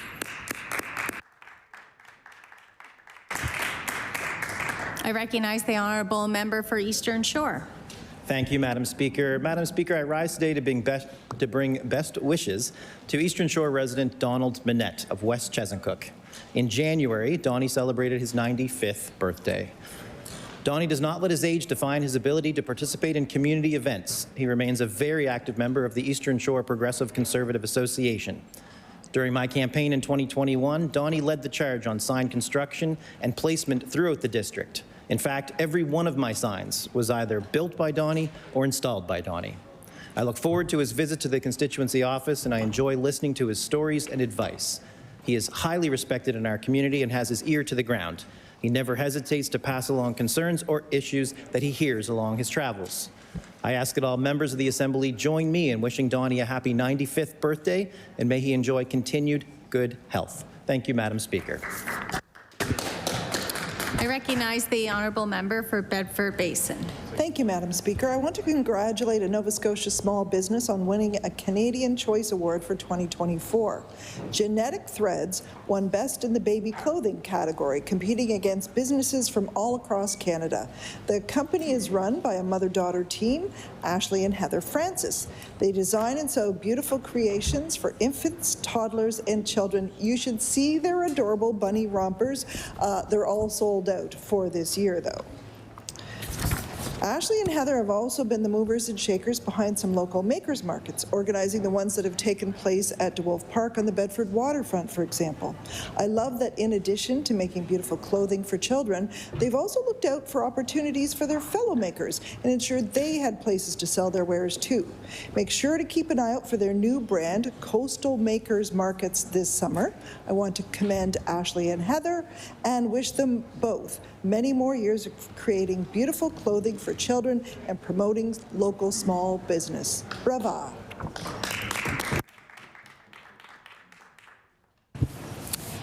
I I recognize the honourable member for Halifax Atlantic. Thank you, Madam Speaker. This year, the Earl Francis Spryfield Memorial Legion, will celebrate its 65th anniversary. Madam Speaker, I've spent many days and nights at the Legion, from community parties, dances, and their amazing Remembrance Day celebration. Madam Speaker, I want to thank the staff, past, present, and future, for everything they do. It truly is a Spryfield experience. Thank you, Madam Speaker. I recognize the honourable member for Fairview Clayton Park. Madam Speaker, I rise today to honour Nick Deal, the recipient of the esteemed MSVU 2023's President's Award for Volunteer Service to the Extended Community. Nick's commitment to serving both the university and the greater Halifax area is truly commendable. At the Mount, Nick has played a pivotal role in reviving Enactus, guiding students to impactful community initiatives. He also provides invaluable coaching and advice to students for case competitions, academic advising, and career development. Beyond the university, Nick serves on various committees and nonprofit boards throughout Fairview Clayton Park and beyond. Nick's unwavering dedication embodies the spirit of volunteerism, and he uplifts our community. His contributions have left a lasting and positive impact, and he is a true inspiration to all who meet him.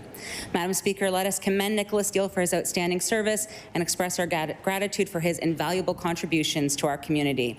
With individuals like Nick, our community continues to grow stronger and more resilient each day. Thank you.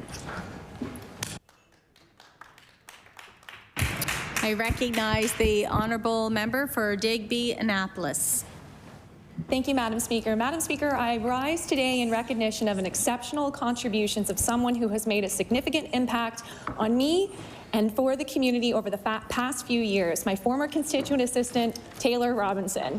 Taylor has done so much for me, my office, and the constituents of Digby Annapolis. She has consistently exceeded expectations, and I cannot thank her enough. Her problem-solving skills and her dedication to constituents' welfare has been exceptional, from helping constituents fill out forms to finding the right resources and solutions to different matters that are brought up by our residents. Taylor represents a new generation of voters, and her passion to make a difference and a positive impact is evident throughout her time at my office.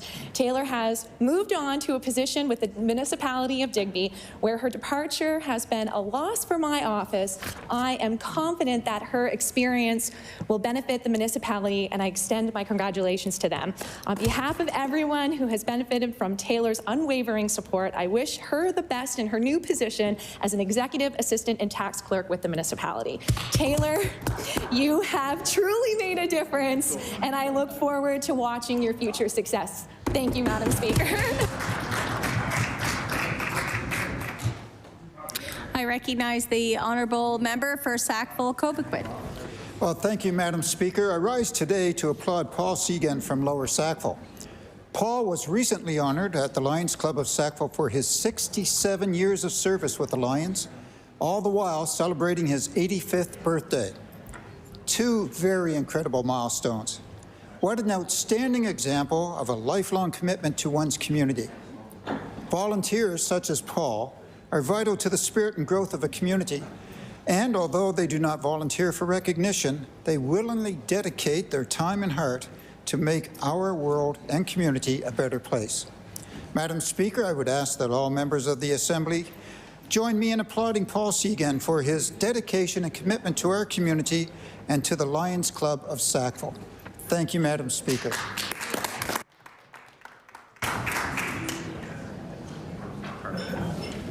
I recognize the honourable member for Sackville-Uniacke. Thank you, Speaker. Speaker, I'd like to congratulate the Sackville Business Association, as well as all the local businesses and community organizations, on another successful Sackville Snow Days Festival. This year, the festival ran from February the 16th to the 19th, included fun events for all ages and interests, including a snow sculpture contest, a scavenger hunt, a teen snowball fight, and a public skate, among many other things. Unfortunately, even though this was our 10th year, unfortunately, because of the weather, the parade had to be postponed. But other than that, everyone had a wonderful time. Speaker, I'd like to take an opportunity to thank all those who work so tirelessly to lift the spirits of those people in Sackville and the surrounding communities. It's almost kind of like Christmas in February. So thank you, Madam Speaker.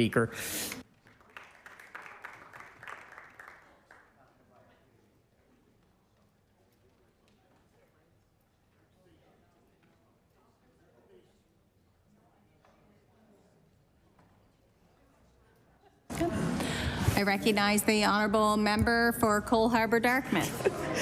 Thank you, Madam Speaker. If you learned how to skate in Cole Harbour during the past 35 years, there's a very good chance you learned from June Thomas, Cole Harbour's first skating instructor. June, a resident of Cole Harbour for over 54 years, recognized the need for skating instructors in the community. So through Ringette Canada, she completed the requirements to become a certified instructor. In 2015, June was featured in an article by Sportsnet where she told the story of her love of teaching children the skills to become skaters and strongly felt that every Canadian child should have the opportunity to learn. June remembers a very shy, quiet 5-year-old boy named Sydney in one of her classes. When the session was over, she took him by the hand and led him to his mother and said, "He's it. He's the next great one." A few years later, another student named Nathan joined her class. He called her the boss lady. She said that he could overskate everyone. June always referred to the rink as her happy place. Madam Speaker, please join me in recognizing the efforts of June Thomas for the last 35 years for her many years of dedication and instilling passion for skating to the children in the community and becoming great ones. Thank you.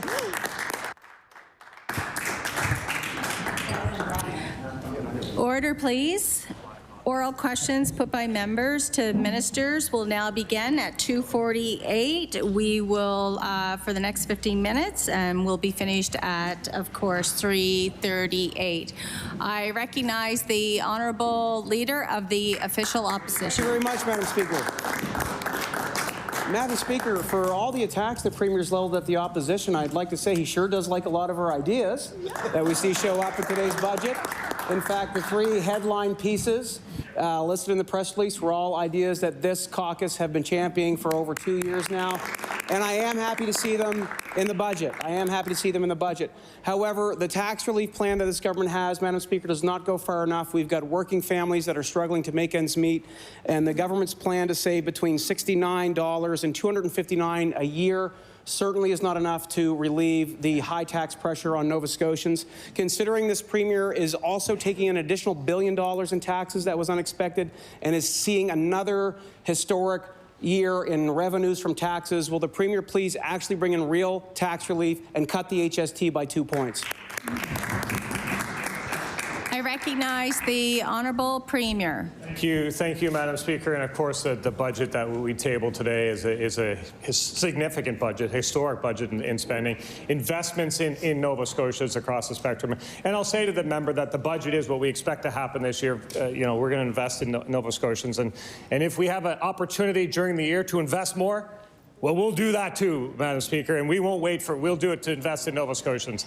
I was always very clear with the Nova Scotians during the 2021 campaign. Members opposite may remember that 2021 campaign, but I was always very clear that there were investments to be made in Nova Scotians. We're making those investments, and I was clear that tax relief was a long way away. But I am very proud in this team, this government, this minister right here, who was able to deliver on tax relief. I recognize the honourable leader of the official opposition. Thank you very much, Madam Speaker. It's very clear that $69 to $259 in savings for Nova Scotians a year is not going to be enough to deal with the increased level of inflation and costs that Nova Scotians are experiencing, whether they're paying the highest rent increases in the country, to some of the highest power rate increases, to also some of the highest taxes. So while this is welcomed, it's certainly not enough, and the Premier actually has enough money to move on this. I'm also concerned about the housing budget. We have seen a drastic reduction in funding to housing at a time when the Premier is trying aggressively to double the population, when we have a homelessness crisis, when we have a housing crisis across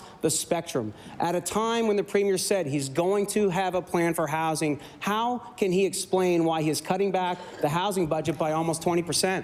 The honourable Premier.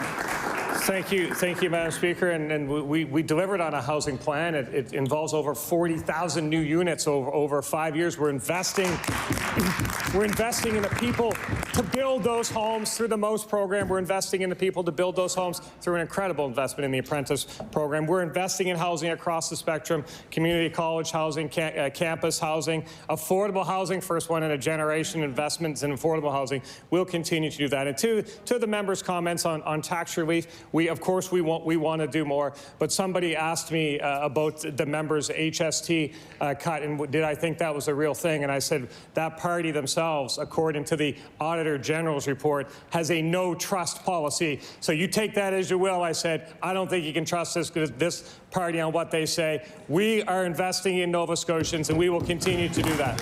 I recognize the Leader of the Official Opposition on his final supplementary. Madam Speaker, I love when we see the pettiness of this Premier when he slings mud because he can't stand on the merit of his own record. When we have poverty increasing in this province. Order. Slinging mud is unparliamentary, so I would just kindly ask if the Leader of the Official Opposition could just retract those. The Leader of the Official Opposition. We see a Premier more focused on, I will retract those comments. We see the Premier focus more on leveling attacks against the opposition than standing on the merit of his own record. We see that in the members opposite in the cabinet who stand up and read cheap statements from a script like they're auditioning for community theater, instead of dealing with real issues that are affecting people, like the rising rates of poverty. Like the rising rates of poverty. Order. Order. My goodness.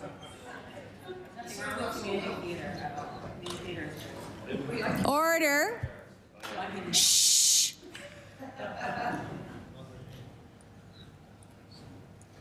The Leader of the Official Opposition, please ask your question. Thank you very much, Madam Speaker. At a time when these issues are going on, we see what the government's focused on, when poverty rates are increasing and people are getting poorer by the week. Why did the Premier freeze income assistance for another year, only giving people an additional 41 cents a day? That's not enough.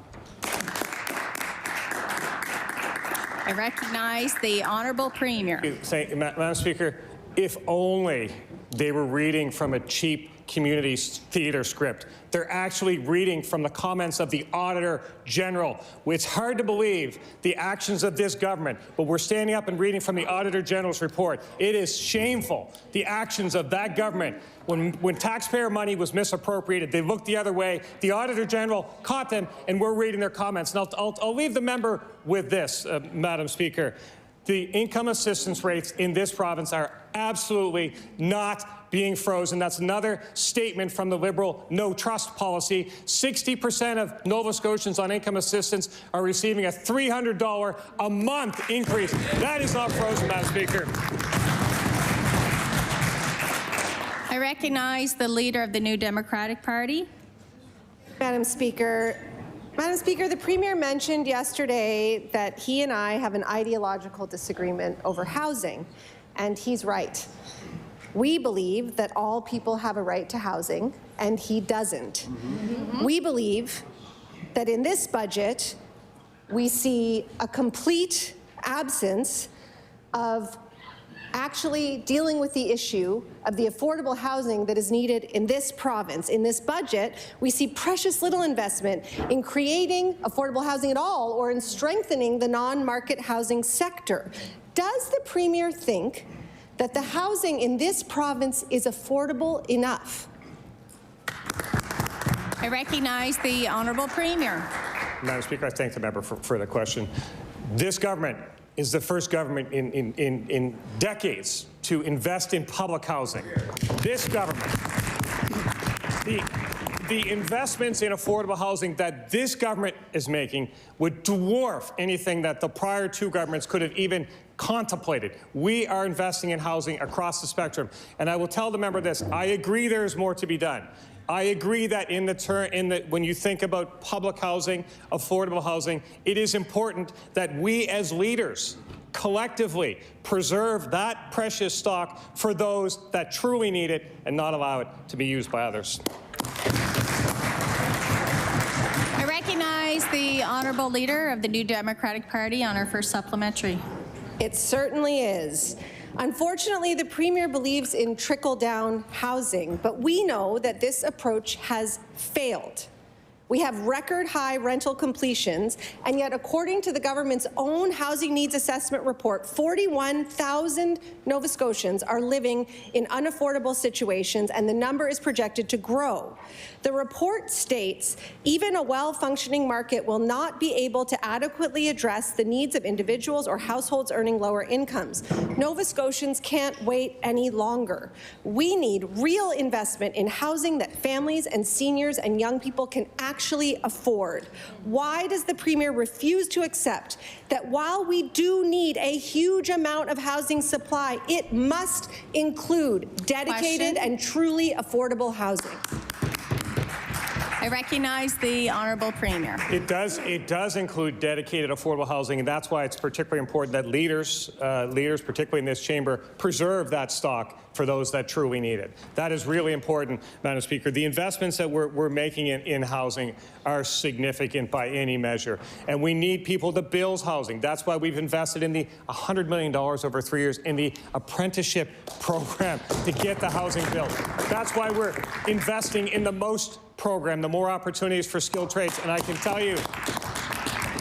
you the number of Nova Scotians, young Nova Scotians that are trying to put their roots down here, that are benefiting from that program, the most in particular, they are happy. Now, I know the member kind of poo-pooed that program, but it is money in the pockets of those Nova Scotians, and they like it, and we like it too, Madam Speaker. I recognize the Honourable Leader of the New Democratic Party on her final supplementary. By the government's metrics, that program has been a failure, so I'm not the poo-pooer. The numbers speak for themselves. Shelter investments in this climate are necessary and important, and there are some in this budget, but they are not sufficient. Shelters are, by definition, short-term emergency facilities from which people must transition to permanent housing quickly. And that permanent, affordable housing, and I'm going to say it again and again, does not exist. We don't see anything in this budget that puts it on the horizon. And 200 units over several years is a drop in the bucket for the over 41,000 Nova Scotians who are in core housing need. Does the Premier have any long-term plan for the people he thinks are too comfortable outside, or the thousands of others who are struggling to afford housing? His words. The Honourable Premier. We put forward a housing plan. I'd encourage the member to read it. It calls for 40,000 units. We put forward an apprenticeship program to get people, to encourage some people to be here in the program. And I just want to say one thing, absolutely clear.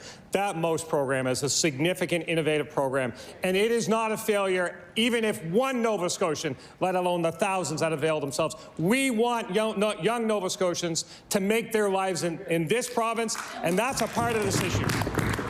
That member can call investments in young Nova Scotians a failure, but I assure you, Madam Speaker, I will never do that.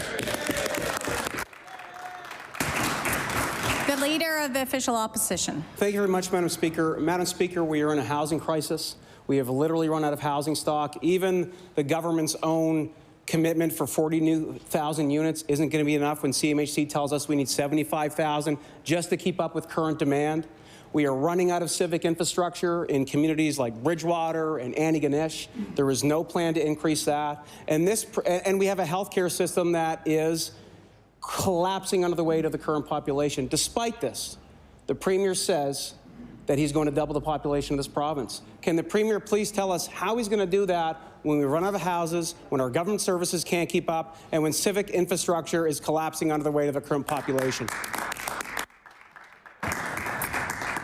I recognize the Honourable Minister for Labour, Skills and Immigration. Thank you, Madam Speaker, and I want to thank the member opposite for the important question, but to recognize that Nova Scotia, again, is a province on the move. And this budget shows how we're investing in young people, making sure that they can see themselves in careers like the skilled trades, and so that $100 million investment is going to draw young people back to our province to build the houses that we need, to build the schools and hospitals and everything else to just continue to make this province a better place. We also know that through immigration, we're going to continue to welcome new families and new people into our communities, because that's what we need, Madam Speaker. People are a part of the solution, and we have to invest in people. The Leader of the Official Opposition. Madam Speaker, and when we grow at an unsustainable rate and bring more people than we can accommodate, here's what happens to people. You have families in Halifax that are hotel hopping with their kids for months because they can't find a place to live. You've got communities like Bridgewater and Antigonish that have run out of civic infrastructure. You've got tent villages now, Madam Speaker, in almost every single community across this province. You have lineups to get into emergency rooms. You've got twice as many people without a family doctor. We have run out of housing.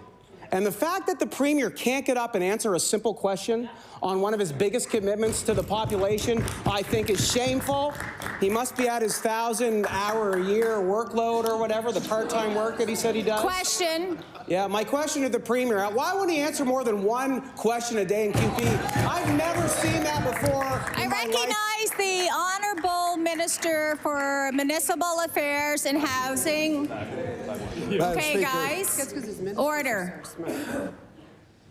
We're just early into question period. So, yeah, no popcorn. So, this is the second warning. So, third warning, we start kicking you out. So, I am going to recognize the Honourable Minister for Municipal Affairs and Housing. Madam Speaker, when we came to government in 2021, we had faced 8 years of absolute deferred maintenance where the government would not work on anything, where the Department of Housing had been in 3 different departments in 6 years and shunted around. We had a budget of $321 million for the combined Municipal Affairs Department of Housing. That budget today is $680 million. We are investing in the future and the growth of Nova Scotia. Yes, we are in a housing crisis. We do not deny that. We recognize that. We recognize it's hard. A crisis is an unparalleled opportunity, too, for us to invest and realize the growth potential of Nova Scotia, and we are investing in that across multiple departments to solve the housing crisis. I'm proud of our government. I recognize the Honourable Member for Bedford South. Thank you, Madam Speaker, and I'm glad the Minister of Housing brought that up, because you know what we didn't have during 8 years of Liberal government on housing? We didn't have the highest rental increases in the country. We didn't have 11% rental increases in Halifax year over year. We didn't have 1,000 people living on the streets in Halifax alone. And I'm glad that he brought up overall budgets, because he will know that in this budget, despite the fact that housing is the #1 or #2 issue in this province, his government is planning to spend less on housing this year than it did last. Can he explain why? I recognize the Honourable Minister for Municipal Affairs and Housing. Madam Speaker, when we came to government, we had taken over from a government that was projecting decline, that was going to build a hospital with less beds and less ERs, and we've had to fix that. As far as the budget goes, we're looking at actual versus forecast. I know that there's some accountants on that side. I'm sure they can explain that. We are projecting more spending this year than we projected last year. If there's the opportunity at the end of this fiscal coming to do more, like the $70 million we put into the Municipal Capital Growth Fund, which you see in it, we will do that. Our municipalities, I can tell you, appreciate us stepping up, investing in infrastructure for housing across this province. And it's an unparalleled and unprecedented investment we're making on that front. We will continue to invest. I recognize the Honourable Member for Bedford South. Thank you, Madam Speaker. And despite what the minister has just said, the fact of the matter is that this government this year will spend less on housing programs than they did last year. And we can talk about accounting all we want. I'm not an accountant, but it's black and white, and that's the wonderful thing about a budget is you can talk about investments, you can talk about dollars and cents, you can put all the rhetoric in the world you want, and at the end of the day, this government is cutting housing by $20 million, and I would like to know why. Thank you.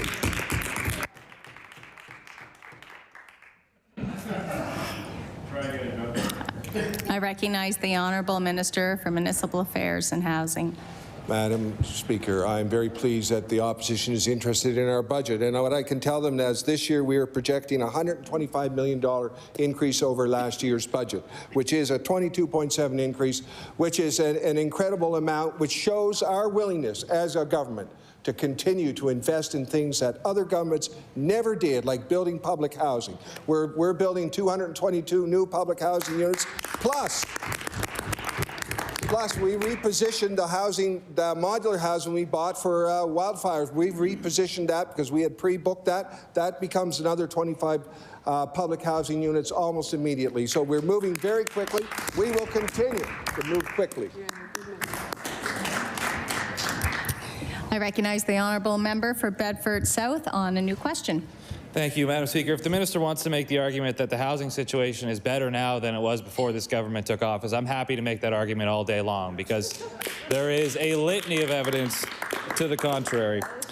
What we do know is that we need to focus on spending more money, particularly in the not-for-profit sector. Not-for-profits in this province are doing an incredible job at managing the properties they own, but often these organizations are run by volunteers on shoestring budgets and simply are not supported to the degree that they need to be. I'd like to ask the Minister of Housing, why has this government not made the significant new investments that's needed to support our not-for-profit and community housing sector?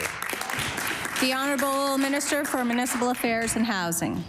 Madam Speaker, when we came to government, one of the things that we addressed was the May 2021 Affordable Housing Commission report, which said Nova Scotia had a community housing sector that needed boosting. We have done that. We've invested millions and millions of dollars in community housing through a nationally recognized program called Community Housing Acquisition Program, which other provinces are imitating.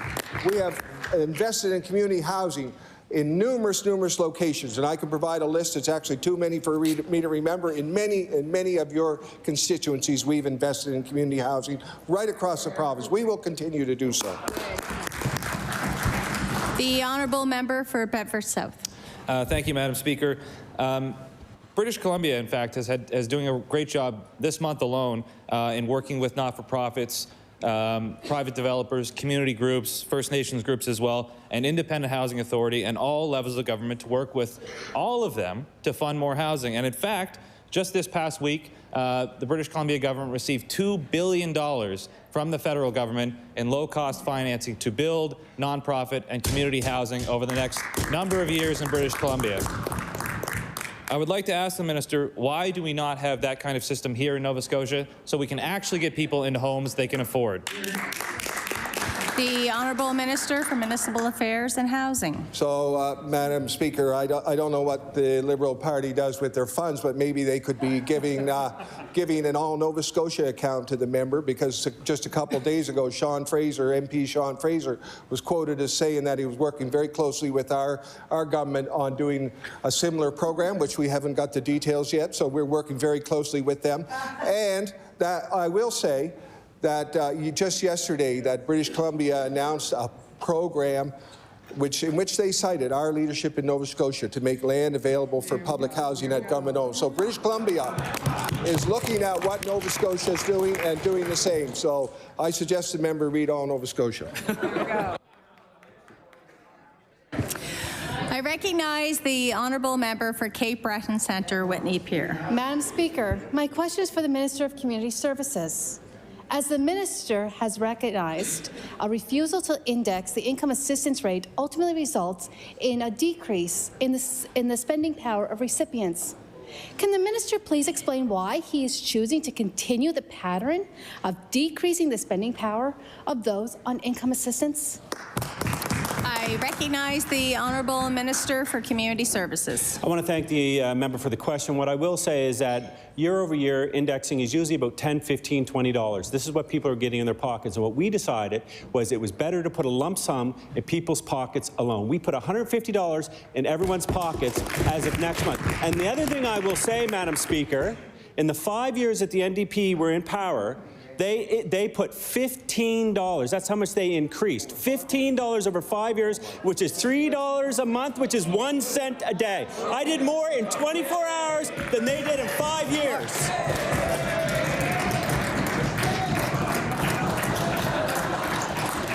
Order.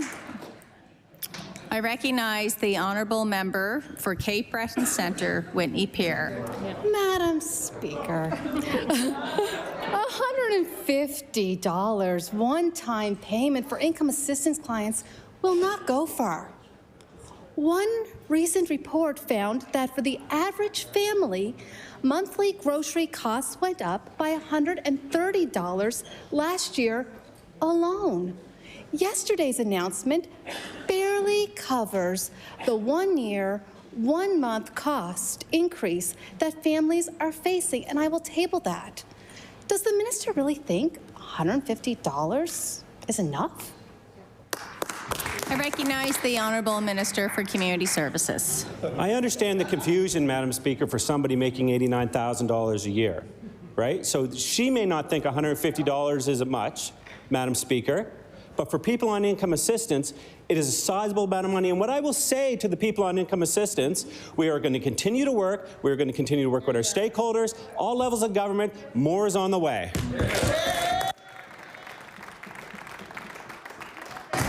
I recognize the Honourable Member for Bedford Basin. Thank you, Madam Speaker. Cervical cancer is now the fastest increasing cancer for women in Canada, and I'll table that. Our maritime neighbours have led the charge against it, replacing traditional Pap tests with home HPV testing.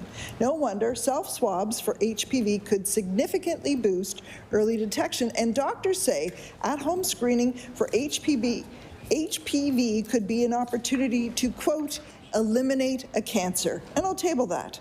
We should follow their lead and implement self-swabbing HPV testing in this province. My question to the Minister of Health, will Nova Scotia join the ranks of British Columbia, New Brunswick, PEI, and implement self-swabbing HPV testing in Nova Scotia?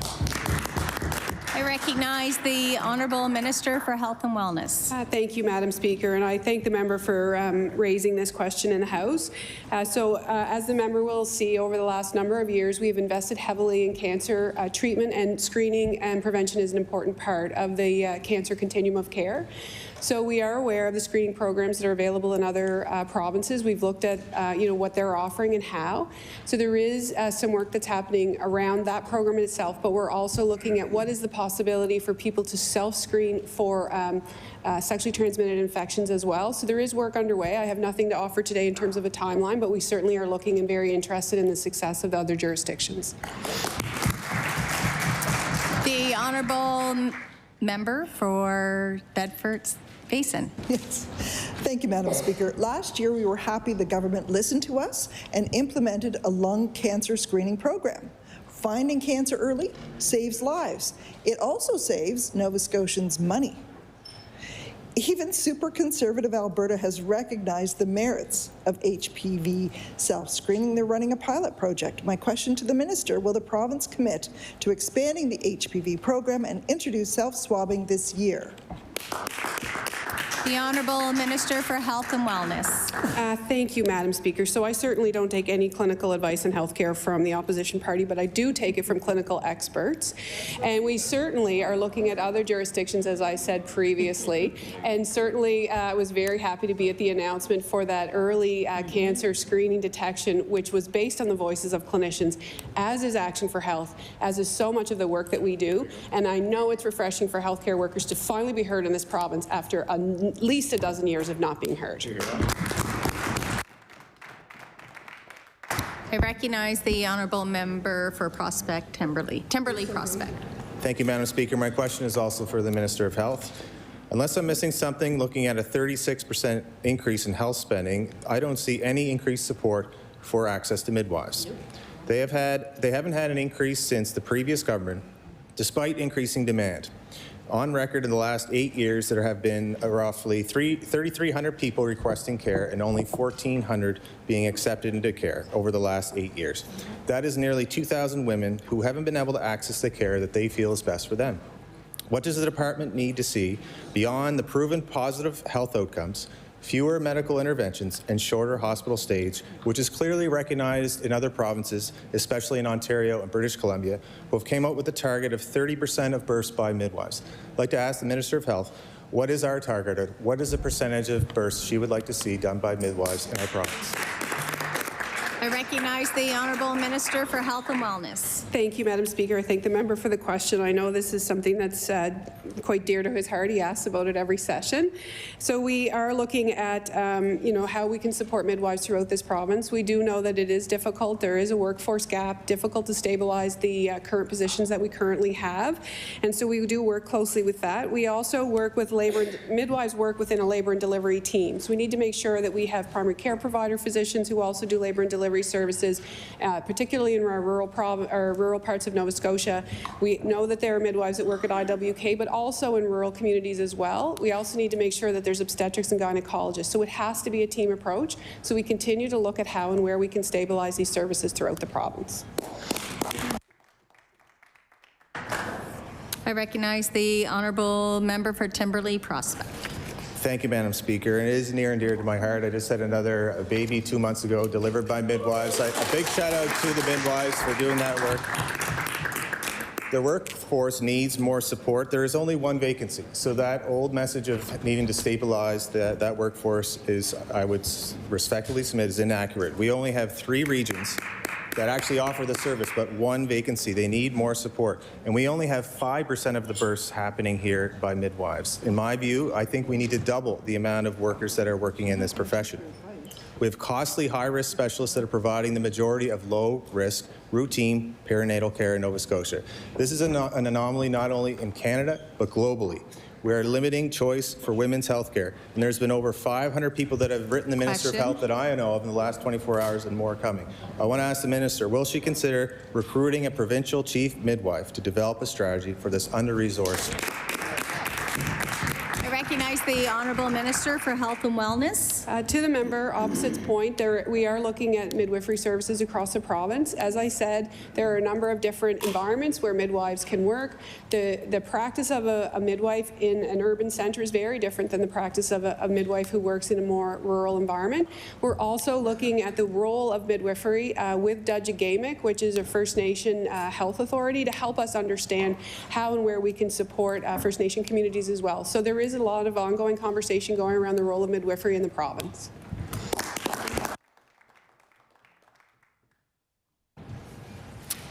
I recognize the Honourable Member for Hammonds Plains, Lucasville. Thank you, Madam Speaker. Nova Scotians demand and expect and deserve appropriate and determined response from our Emergency Management Office. Last year, I think it goes without saying, but I will say it, we experienced unprecedented catastrophes throughout the province. I would like, through you, Madam Speaker, to ask the Minister responsible for the Emergency Management Offices what is being done to proactively address our emergency management capacity in the province. The Honourable Minister for Municipal Affairs and Housing.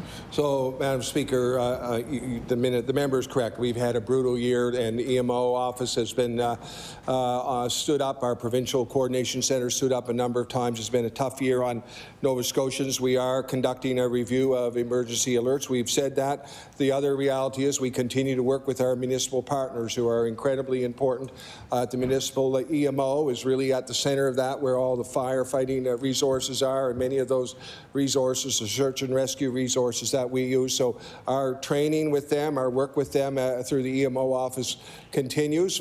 There will be more to come on lessons learned from all that we've gone through. We're still working through that process, but we're certainly very aware that this is a very big issue. We hope that we'll have a better season and a better summer coming up. Last year was very tough. I recognize the Honourable Member for Hammonds Plains, Lucasville. Thank you, Madam Speaker, and I hope the Minister will commit to tabling that review when it's finished. A top priority, something that we'll be focused on, is around communications. It was certainly something that was a little suspect. Namely, I'll use an example in a subdivision called Highland Park back home. People were evacuating themselves before they even got 911 calls. So we know it needs to be a top priority. It's a big concern, not limited to my community. The Mass Casualty Commission called for it to be a top priority, and I know the government has committed to address that report in full. So I will ask, when does the Minister expect the implementation of the recommendations in the Mass Casualty Commission report? recognize the Honourable Minister for Municipal Affairs and Housing. So I appreciate the question because we, as a member may know, the Mass Casualty Commission report recommendations, I believe C4 and C5 related directly to emergency alerting. The focus of those two recommendations were the federal government. The federal government owns the emergency alert system, delivers it through a private company named Pelmerex, which is essentially the Weather Channel. You may know that as the Weather Channel. That's the name of the company. So the federal government, their review of that, we are awaiting that. I understand it's underway, but we have had no indication of when we will receive their review. That layers in, if you can understand what I'm saying. So it's their system. And we will react to that review when we get that review. And meanwhile, we are doing a review ourselves. I recognize the Honourable Member for Halifax Citadel Sable Island. Madam Speaker, my question is for the Minister of Environment and Climate Change. We heard this week that this government has forged a terrific relationship with our municipalities, and I'll table that. This doesn't line up with the deep frustration and confusion municipalities have expressed about the abandonment of the Coastal Protection Act. The municipality of the District of Lunenburg had devoted extensive time and resources towards developing their own reports and bylaws to protect their coastline because they were tired of waiting. The day before these bylaws went to first reading, the Coastal Action Map and App came out and was released, leaving these reports and bylaws to an uncertain future. The government said that they see this as a partnership. So can the minister explain why they've left their partners in the dark? I recognize the Honourable Minister for Municipal Affairs and Housing. So thank you, Madam Speaker. And we recognize that the municipalities played an incredibly important role in land use planning and municipal planning strategy, and we respect that, and we want to work with them. What we will be providing for them will be tools on coastal protection and on flooding and projected flooding. We'll be providing those to homeowners as well, property owners. The reality is the municipalities know their own areas best, and for us to provide one rule for the entire province doesn't recognize that the reality is in some places we're going to have to advance against the ocean, in some places we're going to have to hold fast, and in some places we're going to have to retreat. That's the reality. And we can't make a one-size-fits-all rule for the entire province.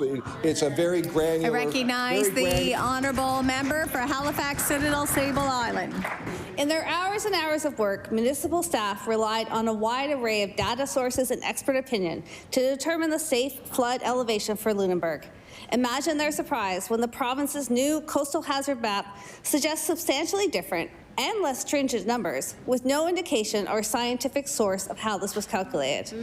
I think we and the municipalities are now scrambling to understand to make sense of this mapping app, and we want to know, where does this data come from? Has the minister published a coastal hazard map that downplays coastal hazards?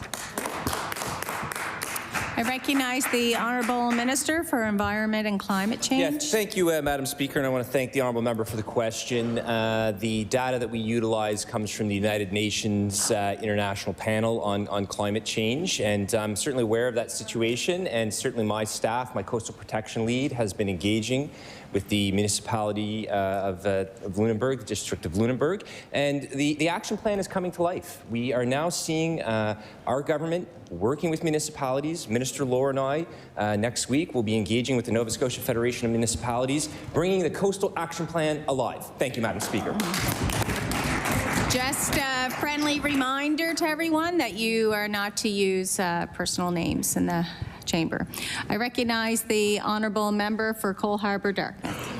Thank you, Madam Speaker. In the last year, the government budgeted over $21 million for the MOST program. We've heard a lot about it here today. However, we learned today that there was only $12 million impacted and a 57% uptake on the program since it was implemented. We've heard from people across the province that they have recently graduated, but because of the age restrictions, they are unable to qualify.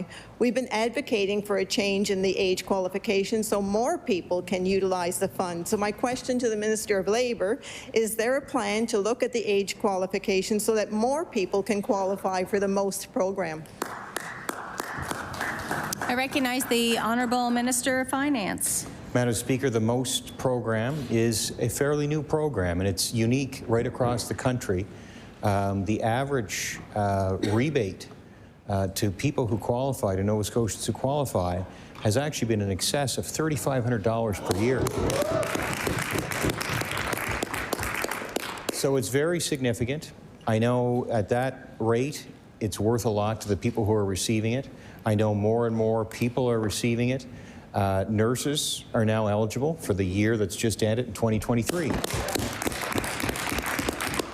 So it is a new program. It's something that this government started, and we will be looking at it over in the future to make sure it's successful and to make sure it's doing what it's meant to do, which is to keep young people in our province.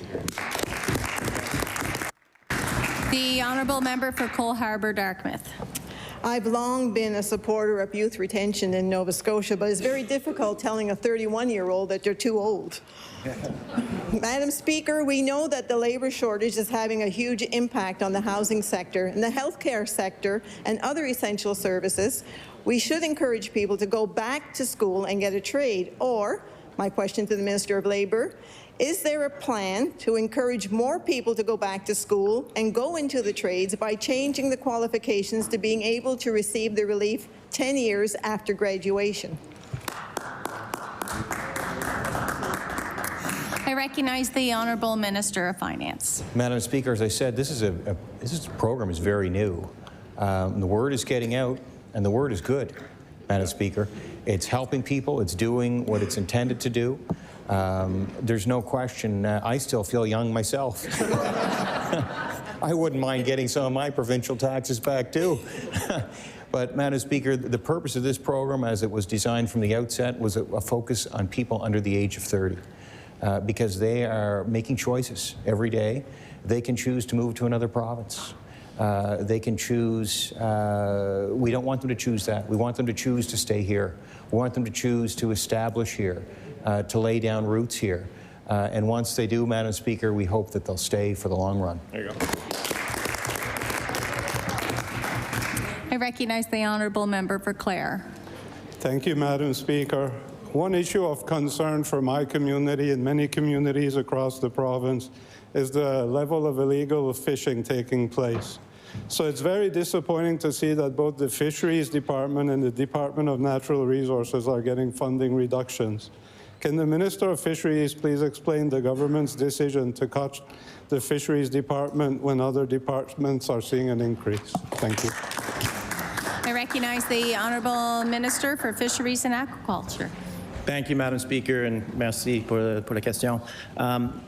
We know that the illegal activity, but the potential illegal activity in our province is rampant in the fisheries, and we would love for the federal government to do their part to increase the enforcement. For our part, we know that there are compliance officers on the ground that are doing their job. We're in discussions with the department to make sure that some of the compliance officers have some dedicated training to work with our department. We're going to continue to make sure that we protect our most valuable industry. Thank you. The Honourable Member for Clare. Thank you, Madam Speaker. And as a former fisherman, I'll be the last person to defend DFO. But in saying that, since taking my seat, I've been advocating for increased enforcement, as has the industry, to stop the sale and purchase of illegal seafood, such as lobster. We currently have few enforcement officers in the province, and I'm worried that these cuts will provide even less enforcement. Given these cuts, can the Minister ensure Nova Scotians that current enforcement won't be diminished? Thank you. The Honourable Minister for Fisheries and Aquaculture. Thank you again, Madam Speaker, and thanks to the member opposite for the question. Again, I share the member's sentiments towards the DFO. In my department, we have several files that we work with them, and to say I'm frustrated would be an understatement. With respect to enforcement, I've tabled these in the past in the legislature. In October, we sent a letter to the federal minister asking for increased enforcement, to the Public Prosecution Service asking for increased enforcement, to the Minister of Justice asking for increased enforcement. We sent a letter to the Liberal caucus of the members of Parliament from the Liberal caucus asking for their help, and on the Elver fishery asking for increased enforcement. And perhaps, Madam Speaker, once the RCMP is done investigating the Liberal Party of Nova Scotia, they can turn their attention to the fisheries.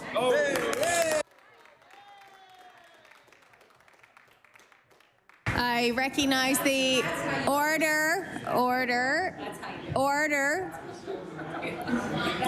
Order, please. I recognize the honourable member for Cumberland North. Thank you, Madam Speaker. My question is to the Minister of Education. Most people in Cumberland North support the idea of the inclusion policy in our schools. But on paper, it looks good, but in reality, it's not working right now in our schools for students, families, or teachers. And it's simply because the resources are not there to adequately support students. One of the reasons I believe is that the allocation of staffing is tied to student numbers and not to student needs. The medical and learning needs of our students are not being taken into consideration when staffing is planned, and many positions are not filled. For example, just 4 weeks ago, the parents of Spring Street Academy received a letter advising both school counselor and child and youth counselor were on leave. I'll table that document. Can the minister acknowledge that our public schools are not staffed adequately in Cumberland North and let us know when changes will be made? I recognize the Honourable Minister of Education.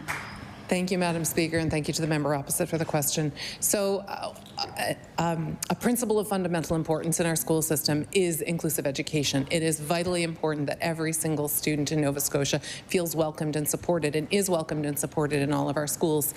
Madam Speaker, we have continued to increase our investments in inclusive education, and we've added over 1,000 positions to address that over the last number of years. But Madam Speaker, those positions have rolled out over the course of a very tumultuous time, during the time when we were experiencing COVID in schools. So these are new positions that our system is still getting used to working with.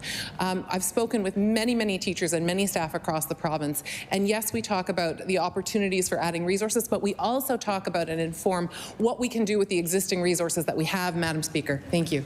I recognize the honourable member for Cumberland North. Thank you. Thank you to the minister. Many teachers are reporting high rates of violence in the classrooms, leading to teacher burnout, sick leave, and stress leave. Violence in schools is not being addressed, and it's leading to unsafe conditions for teachers and students alike. I actually believe if parents knew what was happening inside our elementary schools, they would not send their children to school. Earlier this month, I received a letter from a teacher, and I'll table that and ask the minister if she could read it. In Cumberland, we actually have a unique situation where many of our substitute teachers and educational assistants work in New Brunswick, only minutes away because the wages are so much higher. In fact, substitute teachers can make up to $100 more every day. Will the Minister of Education commit to looking at the wages of EAs and substitute teachers and increase right away so we're more competitive? The Honourable Minister of Education. Thank you, Madam Speaker. Madam Speaker, I send my children to our public education system. I am proud to do that. And I know every single teacher and support staff and other staff across the province are working hard every day to make sure that our schools are safe and inclusive spaces for our students. Madam Speaker, that being said, the safety of our students and our staff is of ever importance, and we can always work to improve that, Madam Speaker. That is why, Madam Speaker, I'm working with the leadership table, with PSENS at the table, with NST at the table, to continue to improve safety culture in schools. That work is never done. That is a cultural shift. That is something that we do every day. Madam Speaker, we are reviewing the school code of conduct. We will be updating that code of conduct. We're working with teachers. We're working with staff to improve our school safety culture. But Madam Speaker, I'm proud to send my kids there, and I have no hesitation about that. Thank you, Madam Speaker. The Honourable Member for Cape Breton Centre, Whitney Peer. Madam Speaker, my question is for the Minister of Advanced Education. Just 2 weeks ago, this government announced a new CCA training program that relies on NSCC faculty and staff to respond to the pressing healthcare challenges facing this province. The fact of the matter is, NSCC faculty and staff are giving their all to ensure residents of Nova Scotia are taken care of. Why then is this government not ensuring that NSCC faculty and staff can take care of themselves with wages that keep up with inflation? The Honourable Minister for Advanced Education. Thank you, Madam Speaker. Thank you to the member opposite for the question.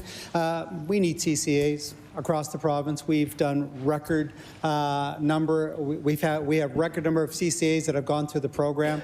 We know that NSCC instructors are also a part of the solution. NSCC right now are I certainly respect the collective bargaining process, and they're in the middle of that. It would be certainly inappropriate for me to comment on that. Thank you, Madam Speaker. The honourable member for Cape Breton Centre, Whitney Pier. Madam Speaker, I'm happy that the minister brought up the collective bargaining process and that he doesn't want to get involved in it. Because we've heard concerning reports that NSCC received direction from this government to not adjust pay scales for half of these workers, despite the fact that their wages are nearly 14% behind inflation. And they haven't seen collective wage increases in over a decade. Can the minister explain why this government issued this direction and denied fair wages for these workers? I recognize the Honourable Minister of Finance. Madam Speaker, is the member asking us to collectively bargain on the floor of the legislature? I think so. I think so. I don't think that's appropriate, Madam Speaker. People who respect collective bargaining do it at the collective bargaining table.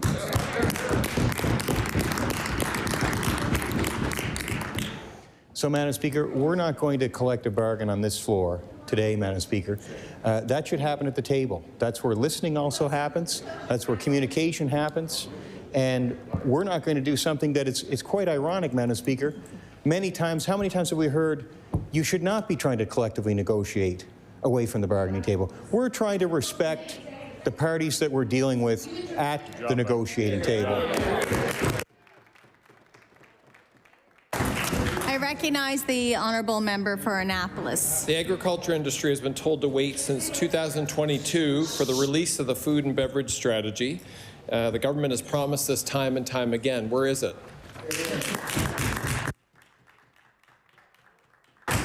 I recognize the Honourable Minister for Agriculture. Thank you, Madam Speaker. And a thank you to the member opposite for the question. We received 1,900 responses to the food and beverage strategy, to our consultation, and we want to make sure we take the time to get it right, and we would have an update. We will provide it. Thank you, Madam Speaker.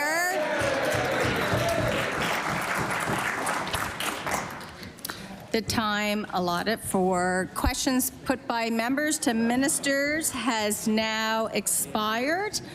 I will now recognize the Honourable Government House Leader. Thank you, Madam Speaker. Would you please call government bills for second reading? Public bills for second reading. I recognize the Honourable Government House Leader. Thank you. Would you please call Bill number 404, Energy Reform? Bill number 404, Energy Reform. I now recognize the Honourable Minister of Natural Resources. Thank you very much, Madam Speaker. Madam Speaker, I move that Bill 404, an act to reform the law respecting energy and electricity, be now read a second time. I've had the privilege to tabling many pieces of legislation every sitting, Madam Speaker, since sitting here as Minister of Natural Resources and Renewables. Most of those pieces of legislation have focused on advancing our clean energy priorities and paving the way to reach our climate change goals, and while protecting ratepayers of Nova Scotia. But Speaker, I think Bill 404 is one for the history books. It's taking a big leap to modernize our electricity system, changing how it is structured and regulated. And for the first time, it ties those changes to the climate change goals, to regulation, and the energy sector. This is a bold change to make our ratepayers have clean, reliable, and affordable energy.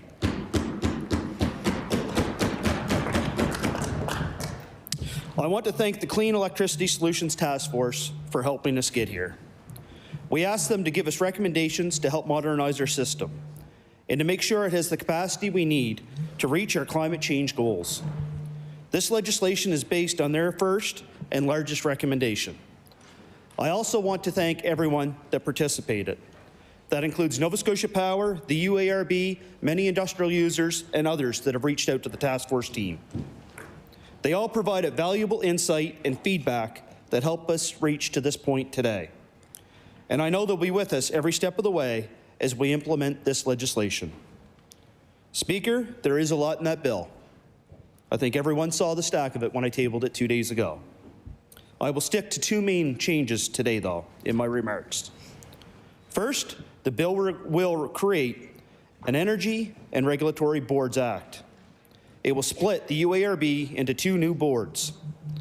Under this act, we're having of regulatory responsibility the energy sector into the new Nova Scotia Energy Board. The remaining duties of the UARB will be covered by the new Regulatory and Appeals Board. I want to be very clear, Madam Speaker. We do have full confidence in the UARB, but its mandate is broad, and we listen to them. We want to bring more focus and expertise to the regulation of the energy sector through one dedicated board. Further, we're giving the Energy Board a mandate to consider our climate change goals in their decision making. That is a first. And it's a requirement that we are hard baking into this legislation. Excuse me. The other major change is through the More Access to Energy Act. It will pull the system operator function out of Nova Scotia Power and make it the new Nova Scotia Independent Energy System Operator. The new system operator will still manage the grid. And we're adding responsibility for the system planning and procuring new energy sources. But it will be independent from both Nova Scotia Power and government. This move will encourage new investors and more competition in the sector. And that will help make sure ratepayers get clean, reliable, and affordable electricity. There will be no job losses in this transition. Everyone currently doing their job will be offered the new job in the new program. This legislation sets us up for a transformational change in our province needs. It creates more opportunities for clean, reliable energy. It creates transparency and accountability.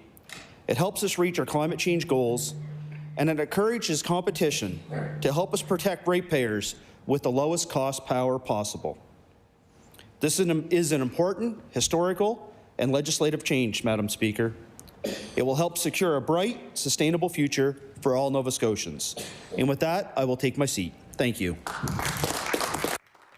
I recognize the honourable member for Fairview Clayton Park. Thank you, Madam Speaker, and I'd like to... Thanks. Okay, all right, everybody, take it easy. I'd like to thank the Minister for introducing this bill and for his remarks. The Minister starts by listing the positives that will come from this bill, which I don't doubt. I'm sure that is the intention of this bill, and I want to acknowledge that. But there are some things that I do feel that are of the unknown, and they do relate to the ratepayer and what the cost on the ratepayer will be from the changes that are implemented here or that are set to be implemented here. I do want to start off by saying that I too appreciate the work of the task force, the time and the level of commitment and energy, no pun intended, that they put into this area is noted and appreciated, particularly one, they know who they are. But when I look at the bill, I feel that uneasy. I feel that there might be some unintended consequences that come from this. Like I said, many of the things seem positive, but it feels like the steps that are lined up to open up the grid are going to require a lot of money, a lot of assets to be purchased, a lot of debt to be acquired, and then how does that get paid for? If the infrastructure that we have already is unreliable, as we know, we have seen that, there's going to be major upgrades that are going to be needed to the structure. That's going to cost money. Is that money going to be offloaded to the ratepayer?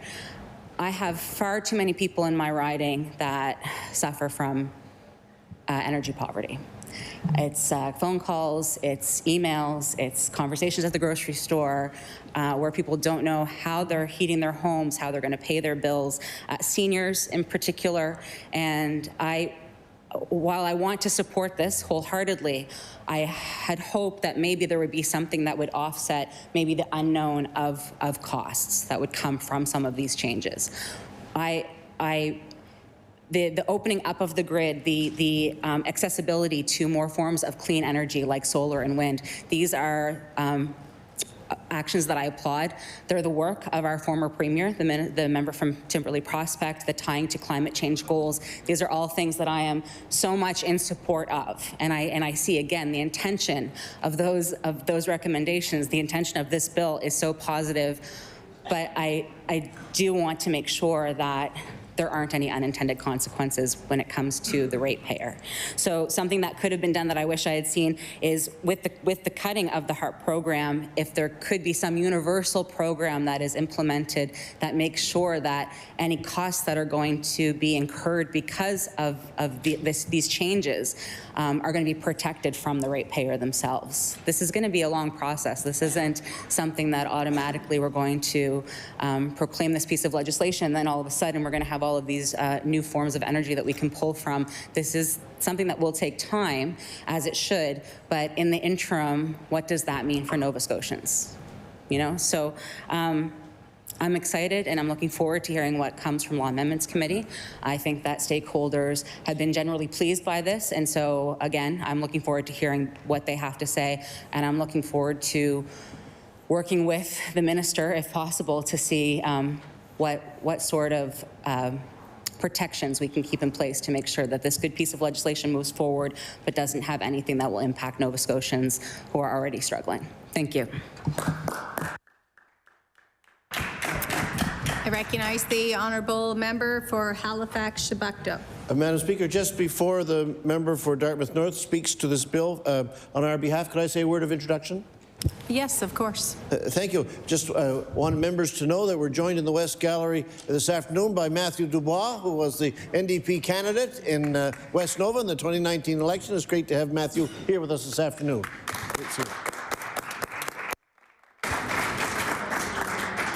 Welcome. Thank you for joining us.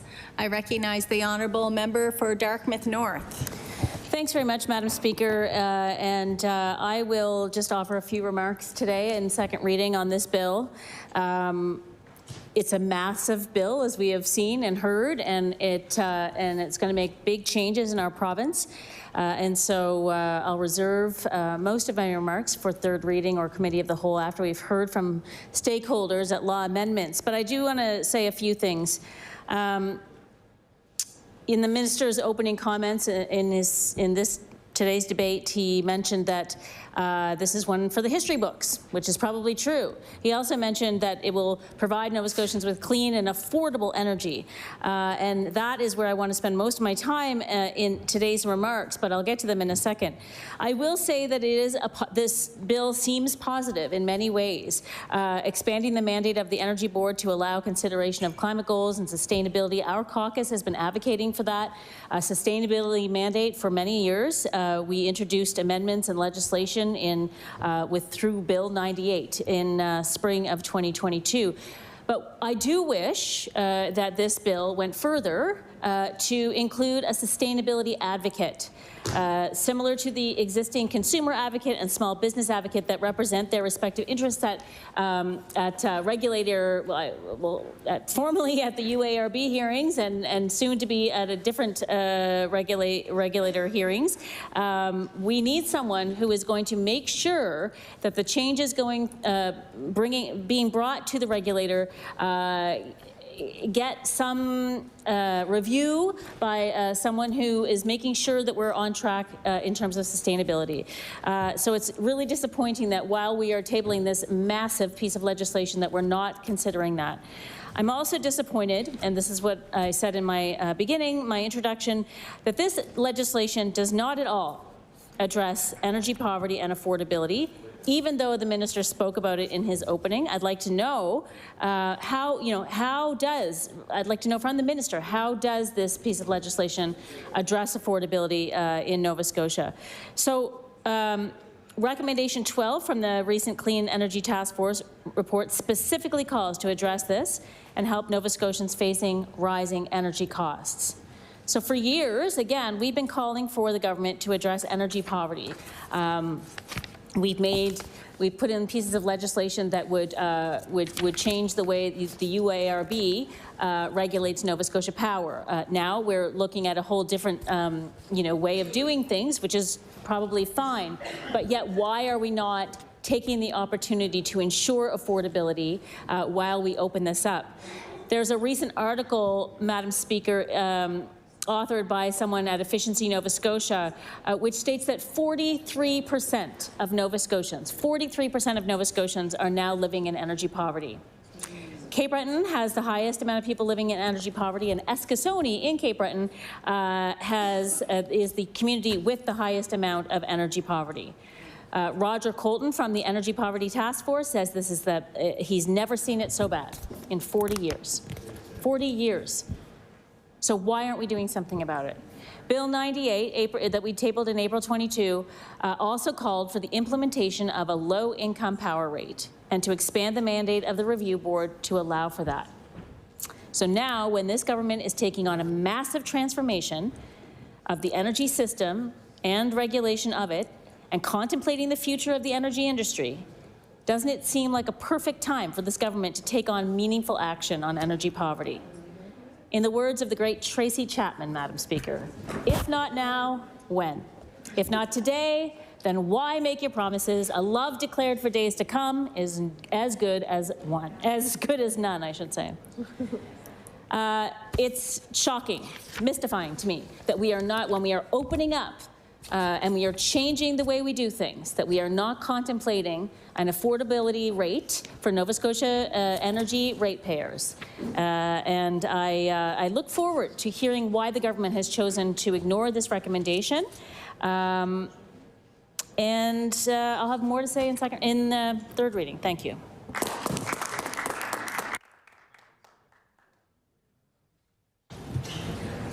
I recognize the Honourable Minister for Natural Resources. Thank you very much. I am to recognize the Honourable Minister for Natural Resources to move second reading. It will be to close the debate. Thank you very much, Madam Speaker. And just a few quick comments. Yes, to the Liberal Party and the NDP, thank you for your support. I do recognize that there are some questions and certainly some concerns, and it is a big bill. And this is going to transform a lot to do with our energy sector here in Nova Scotia, but also how we relate to our energy sector and our neighbour in New Brunswick and our partnerships with the federal government. I believe the member opposite in the Liberal Party was here, and I believe, I don't want to misquote her, but I believe she appreciated our 2030 power plan that we tabled last sitting. Our federal partners are at the table with us negotiating some assistance with that 2030 power plan. How does the new infrastructure such as the intertie into New Brunswick get paid for? There's a partnership and a discussion that's happening with the utilities and our government. That's one of the major infrastructures that we need to see to our 2030 80% renewables, off coal by 2030. Our targets for 2035. I don't think they will debate that. I do appreciate the concern about other infrastructure going into our system.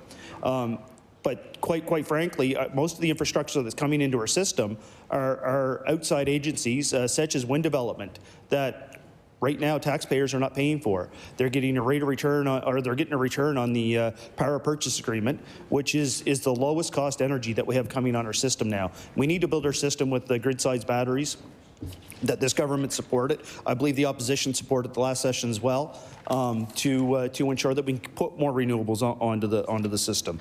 I will make a comment about the opening up of the system, though. It actually wasn't the previous premier that started this. It actually started in 2021. With Premier John Ham in 2021. It got carried on with into the NDP government when we saw the first windmill projects actually get really scaled up, and then it was carried on by the previous government. We carried it on. My point isn't to take Liberal shots or NDP shots or PC shots. This has been an ongoing concern. And I guess what I want to close that point off with is we've heard time and time again by many people on this floor, we're going to break the monopoly. Well, quite frankly, in 2021, when John Hamm started this process, 98.5% of our energy was generated by Nova Scotia Power. This year, 98.5% of our energy is generated by Nova Scotia Power. Nothing's changed in the last 30 years, Madam Speaker. This is the legislation that will allow us as a government, as a province, to finally prosper on the ideas that we can have a competitive market on our energy system. And with the build-outs and many other things, as offshore wind comes on, as more solar comes on, as we see more tidal develop and get expertise in that, we are opening up a market that Nova Scotia can actually be an energy exporter rather than an importer. There's many options here. I don't think I'll get any debate on that. The final sustainability, I'll talk about the NDP just quickly. The sustainability, the Energy Board now will have the opportunity to look at any application under the lens that meets their climate change goals and also under sustainability goal. It's going to be enshrined with them, that they have to make those decisions in that. The other recommendation I just want to touch on quickly was recommendation number 12. I spoke to media about this. Recommendation number 12 was to look at what the Ontario model is doing. We've committed that we're looking at what the Ontario model is doing. We've committed to that. It's an affordability thing, but I also want to point out something that was recognized by many of the affordability advocates and recognize what this government has done. This government has actually invested $257 million in the last 2 years on energy affordability. It leveraged another $144 million because of those partnerships that I have with the Natural Resources Canada. They came on board with some of our programs. They believe what this government's doing. It's a partnership to make energy affordability all across for all ratepayers in Nova Scotia. Minister Wilkinson has done a fantastic job. We have a great relationship. I look forward to building on that relationship as we look how we do the intertie. There's a great amount of respect from this side of the House for Minister Wilkinson. The only thing that we don't agree on, I think the Leader of the official opposition won't be surprised, is the federal carbon tax. I had to get that in there. But there's a lot of work that, my point is, there's a lot of work going on with not just the energy side of things. This is the first major step in this process the task force has put to this government. Affordability is being looked at. We are looking at that model that the task force recommended to us. We've worked with other advocates about affordability, but it's not that this government has not done anything about affordability for all ratepayers in Nova Scotia. I don't have to go too far back in this calendar year. $117 million. $117 million that we invested in the ratepayers to make sure there was not a 7% for residential rates and 13% for business rates. We invest $117 million into the ratepayers in Nova Scotia, Madam Speaker. With that, I move to close second reading of this bill, Bill 404. The motion is for second reading of Bill number 404, Energy Reform Act. Would all those in favor of the motion please say aye? Aye. Contrary-minded, nay. The motion is carried. Bill 404, an act to reform the law respecting energy and electricity. Ordered that this bill be referred to the Standing Committee on Law Amendments. I now recognize the Honourable House Leader of... Thank you, Madam Speaker. Would you please call Bill number 407, the Antigonish Consolidation Act? Public bills for second reading.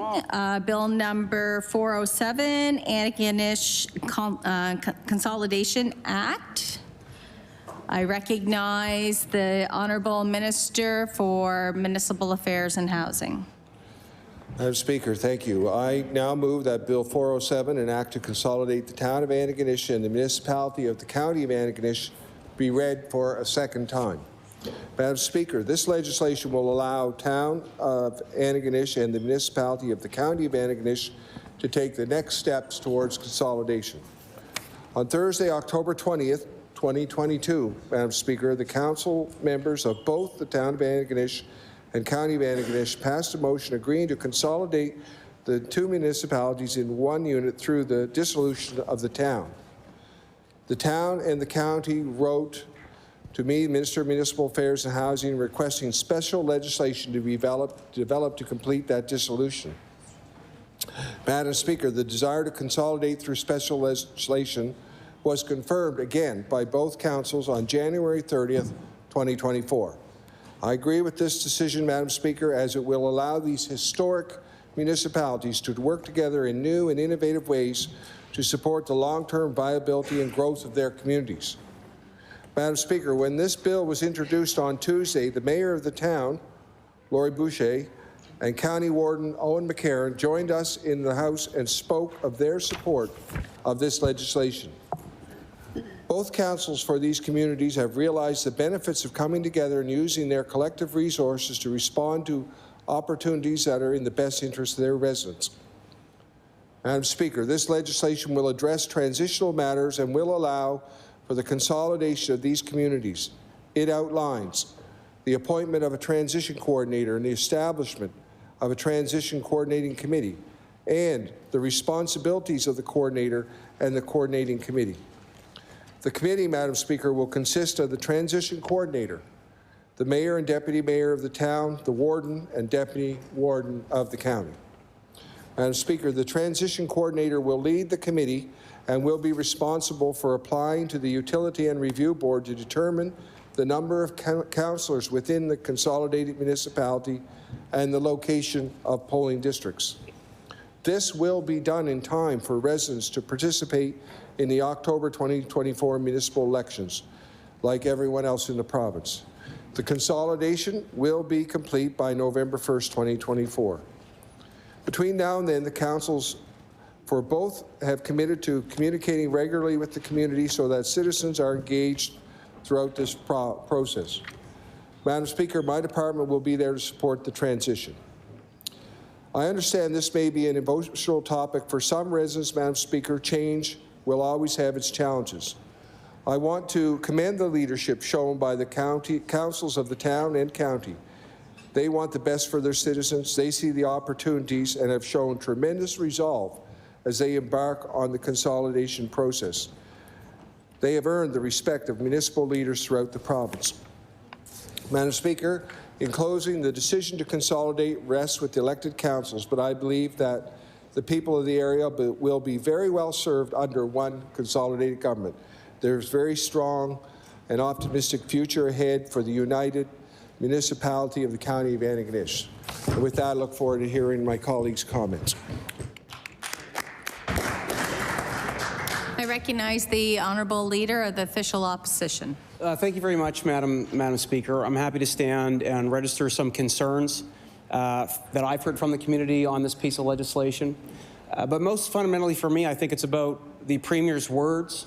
I think this is one of the most applicable issues for this chamber as we consider this piece of legislation and debate it. Because I am speaking as a former Minister of Municipal Affairs, certainly as a member that believes we do have to take a serious systemic look at municipal government reform in this province. We have to be open-minded about how we approach that, but it does need to be strategic. It does need to answer questions around impacts to taxation rates, infrastructure, growth, and sustainability, and of course, democratic elections, and ensuring that the voice of citizens and community members are fully included and involved in this process. And in fact, I don't think I could say it better than the Premier when he was Leader of the Opposition. And I have a quote here from the Premier, which I know has been shared around the community of Antigonish and Guysborough area. And again, I was Minister overseeing a potential amalgamation, Madam Speaker, of the Pictou municipal units. 5. Probably a lot better rationale, too, economically for individuals in that area than I believe there has been presented for this particular case. So here's a quote from the Premier. I'd ask the Minister again, and hopefully he will apologize this time, but the heart of the problem is amalgamation itself. In a 2016 plebiscite, the people of Pictou County made their feelings very clear, Mr. Speaker. 2/3 of the voters rejected a proposal for municipal amalgamation in the county. Any change to our governance structure should start with the people, what the people want. It shouldn't finish there. I heard the minister say that he won't force amalgamation, but I'd ask him two things in this. Maybe he'll apologize or just reiterate that he will not dictate terms of forced amalgamation on Pictou County or any jurisdiction in this province. These are the quotes of our Premier. I, for one, think the words of our leaders, of every single member in this legislature, should mean something. Unfortunately, we've had to point out a number of times where the Premier's words in opposition have actually not been followed through now that power has been assumed by the member for Pictou East. These are very clear words here, very clear commitments to the people of his community and of the community of the Pictous. East, West, Center, all of them were impacted by this. Just reiterate that he will not dictate the terms of forced amalgamation on Pictou County or any jurisdiction in this province. And here we are here. I'll table those comments, where a very large number of people in Antigonish feel that this very same situation is happening to them. My vantage point on this is with the provincial government's approach. I have not been involved in the municipal process, municipal consultations. I can only speak for my previous involvement as minister and what the words and actions were of the leader of the Premier at that time when he was, I believe, leader of the opposition. And I do think there's validity to some of the concerns that have been brought forward by members of the community. I drove from Yarmouth to Antigonish County on Sunday. There was a public meeting that had, I believe, over 250 people there. Members locally were invited to attend, as well as members from the other two opposition parties. The only two members that showed up to discuss the issue with that large group of people were myself and the member for Pictou Center. And there are very important questions that I believe the community has regarding this, that the minister, at least in his opening arguments here, has not answered at all. One, what is the impact going to be on the cost of living as a result of this? Will there be an impact to taxation rates? We are living in a period of time where Nova Scotia has gone from being one of the most affordable places to live just 2.5 short years ago to one of the most expensive places to live in the country.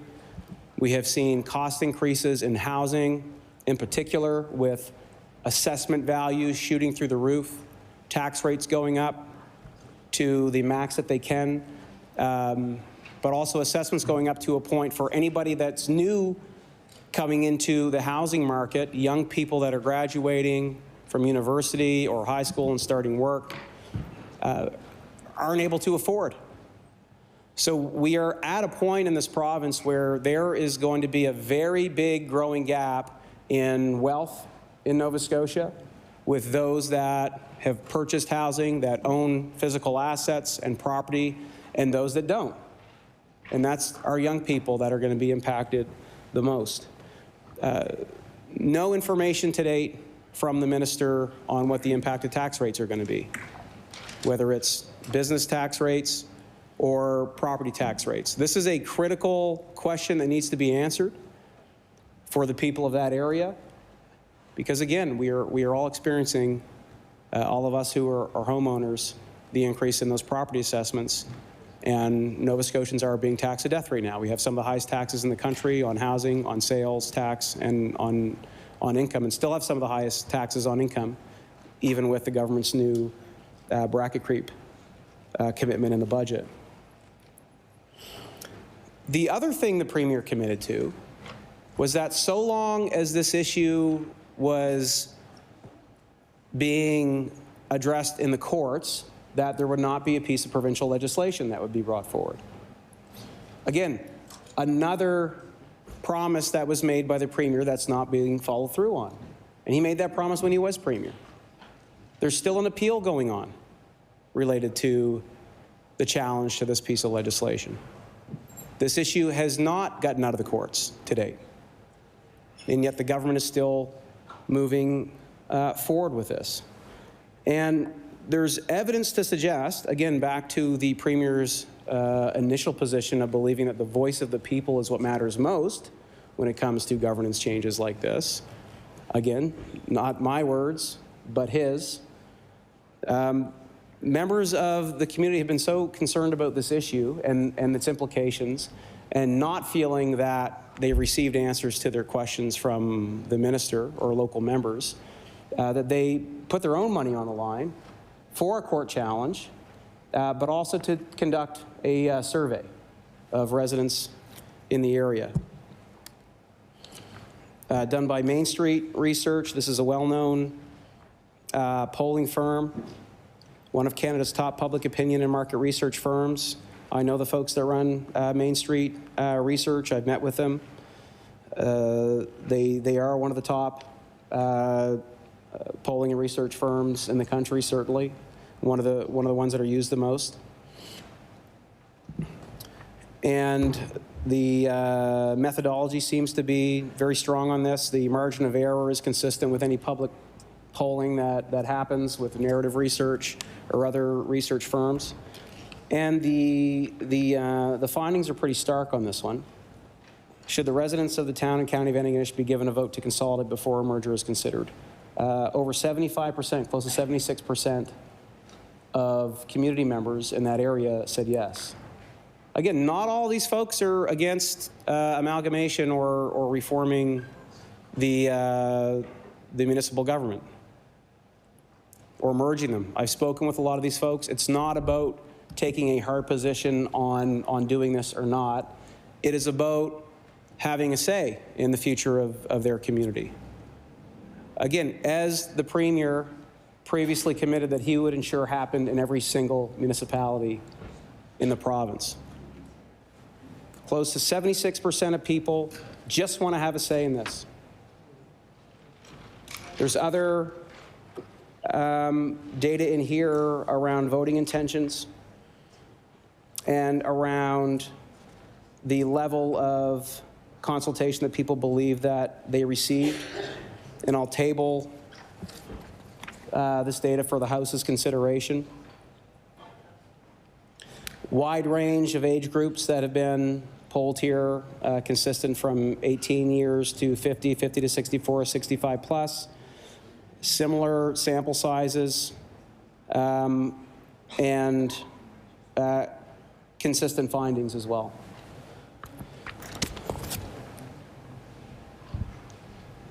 So there certainly is a sense of frustration over this issue. Again, it's not often that you have 250 people show up to a public meeting. And that is a great opportunity for the minister or the proponents of the legislation to actually be there and answer these important questions, because there are other questions that need to be answered. Antigonish is one of those areas that is set for growth, that has seen really, I think, impressive development over the last number of years, as have other areas in rural Nova Scotia. And again, I know the government thinks the growth only started 2 years ago, but it's been, it's been over 13 years that we've been seeing growth. Again, before the last 2 years, it was sustainable growth. You're at a point of unsustainable growth right now. There's no plan that I've seen presented from the minister, and I stand to be corrected if there's different information coming, to support infrastructure that's needed in that area. Again, when this was looked at for the Pictos and the 5 units, I believe, that were looking at amalgamation there was a plan for investment in infrastructure. There was a very clear, detailed plan on the impact to municipal business taxes and property taxes. All this information in Pictou was shared very clearly and articulated very clearly to the municipal units and the public. And if we remember what happened in the Pictos, the public did have a vote in the plebiscite. They voted no, and the government of the day did not move to amalgamate those units because the will of the people was articulated so very clearly in a plebiscite. Now, we also oversaw the amalgamation of West Hants. and the town of Windsor. Again, a situation that was handled very differently from a provincial perspective. First and foremost, the folks were elected, the councillors and the representatives were elected in Windsor and West Hants on a mandate to amalgamate. So the voice of the people was reflected in that municipal election. There was no public mandate to do this, which again is something that people take issue with. And I do think there's legitimacy to people feeling frustrated in that their voices weren't heard.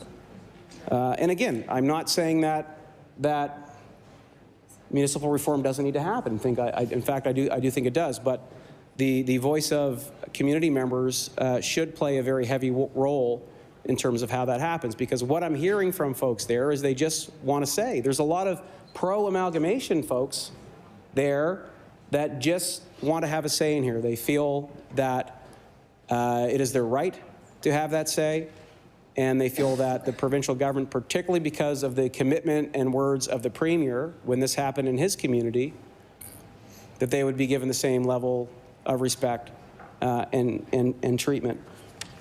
And I do have to say I don't know that I'm satisfied with how the provincial government has handled this file overall.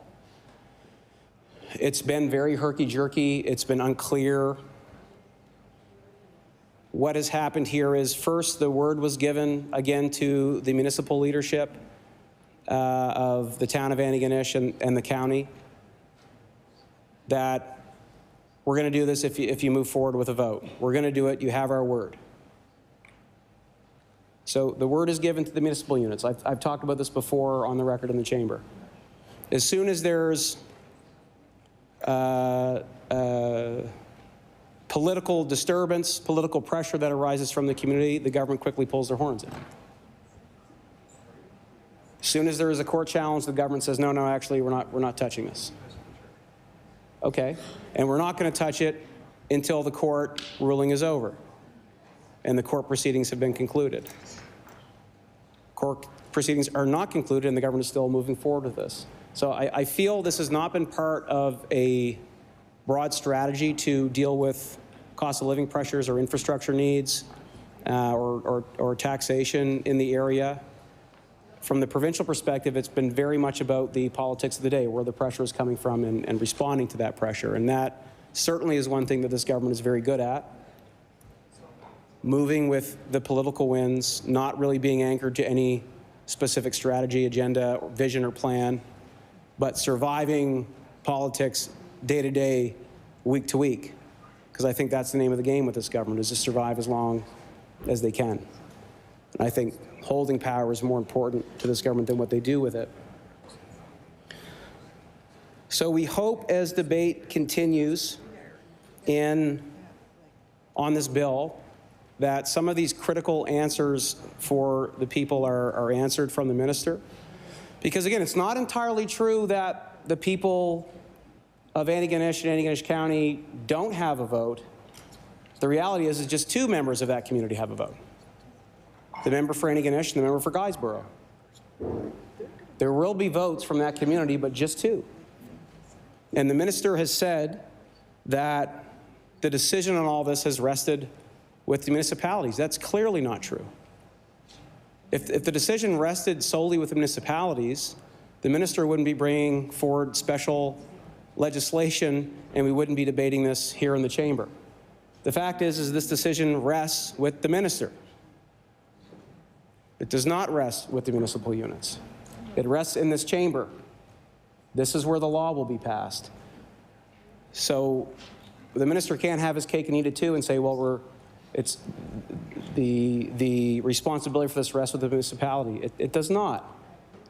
This legislation goes above and beyond the Municipal Government Act. It presents a different process than the Municipal Government Act. And again, there's been precedent for that. That's happened before. It happened in West Hants. I was a part of a government that did that. That process was very different. And the public mandate for that amalgamation was very clear. There was a public mandate for that. There was a vote for that in an election.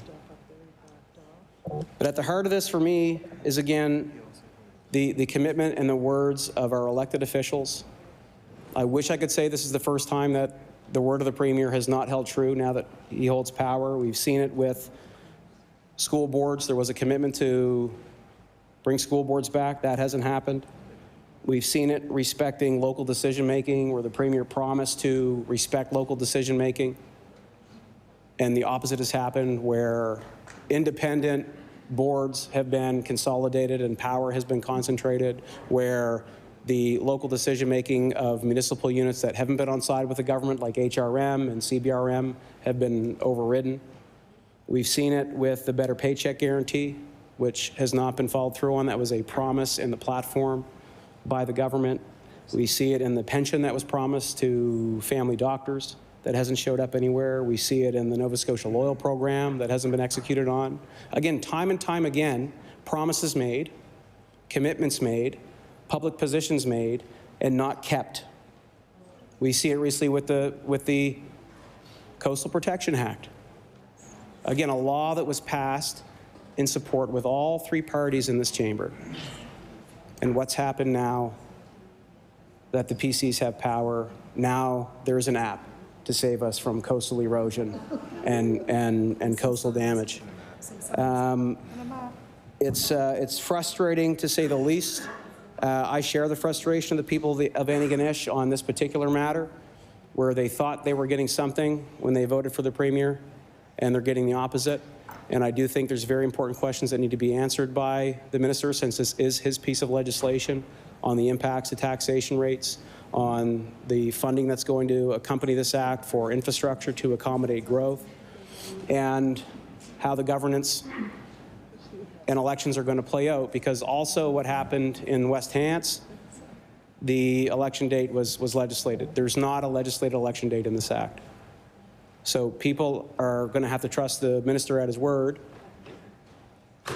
because it's not in the act itself. So why not at least legislate that, so people know that they're going to get a say next time there's a municipal election? They're going to have the vote the same time that every other municipal unit does. That's a very legitimate concern that people can have on this. I will table a list of other questions as well that I know have gone into PC members and the minister's office.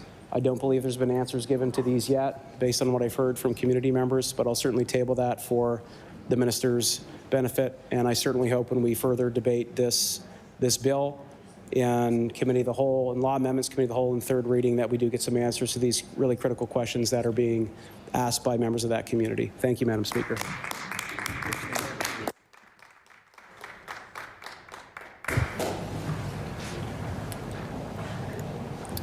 I recognize the honourable member for Cape Breton Centre, Whitney Pier. Thank you, Madam Speaker. I intend these remarks to be brief, as it is second reading. I don't think it's any surprise here to anyone that I am a big fan of following the democratic process in this House. I think processes are really important. Best practices are completely important.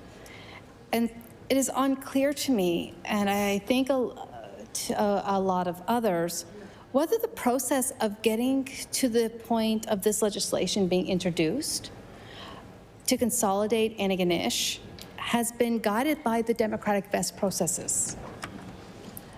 There have been reports of consultation with residents of Antigonish, but many residents are concerned that their voices have not been heard.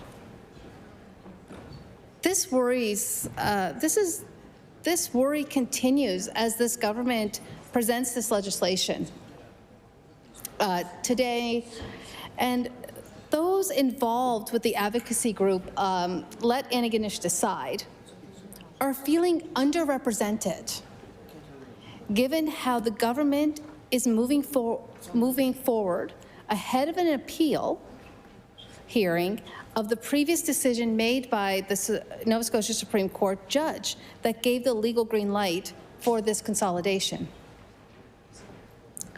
What many residents of Antigonish And I learned this through speaking with them and listening to them. I believe the leader of the official opposition said Pictou Centre, when I think he really meant Cape Breton Centre, Whitney Pier. I have not moved, just so everyone knows. What the people truly expressed to all of us in that room was the want and the need for a plebiscite. That was the key matter. It wasn't pro or anti-consolidation or amalgamation. It was the process and the want and need for a plebiscite.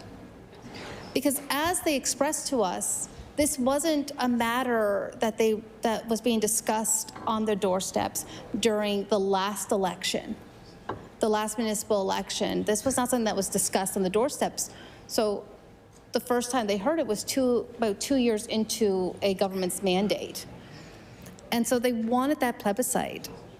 And the Municipal Government Act states that the formation of a regional municipality should be backed up by a study on whether the formation would be in the interest of people in the county and a plebiscite resulting in a major voter supporting the move. Now, the way we're not here talking about amalgamation is because a consolidation doesn't require it. But best practices would state that it should require a plebiscite or some way for the communities, the residents, to fully express their support or their not support for it. The former Liberal government encouraged municipalities to amalgamate under similar circumstances, where democratic processes were not always prioritized. At this time, the Premier fought for a plebiscite when multiple towns in Pictou County riding considered amalgamating. It was unclear why different democratic standards, that is, weaker democratic standards, are being accepted in this case.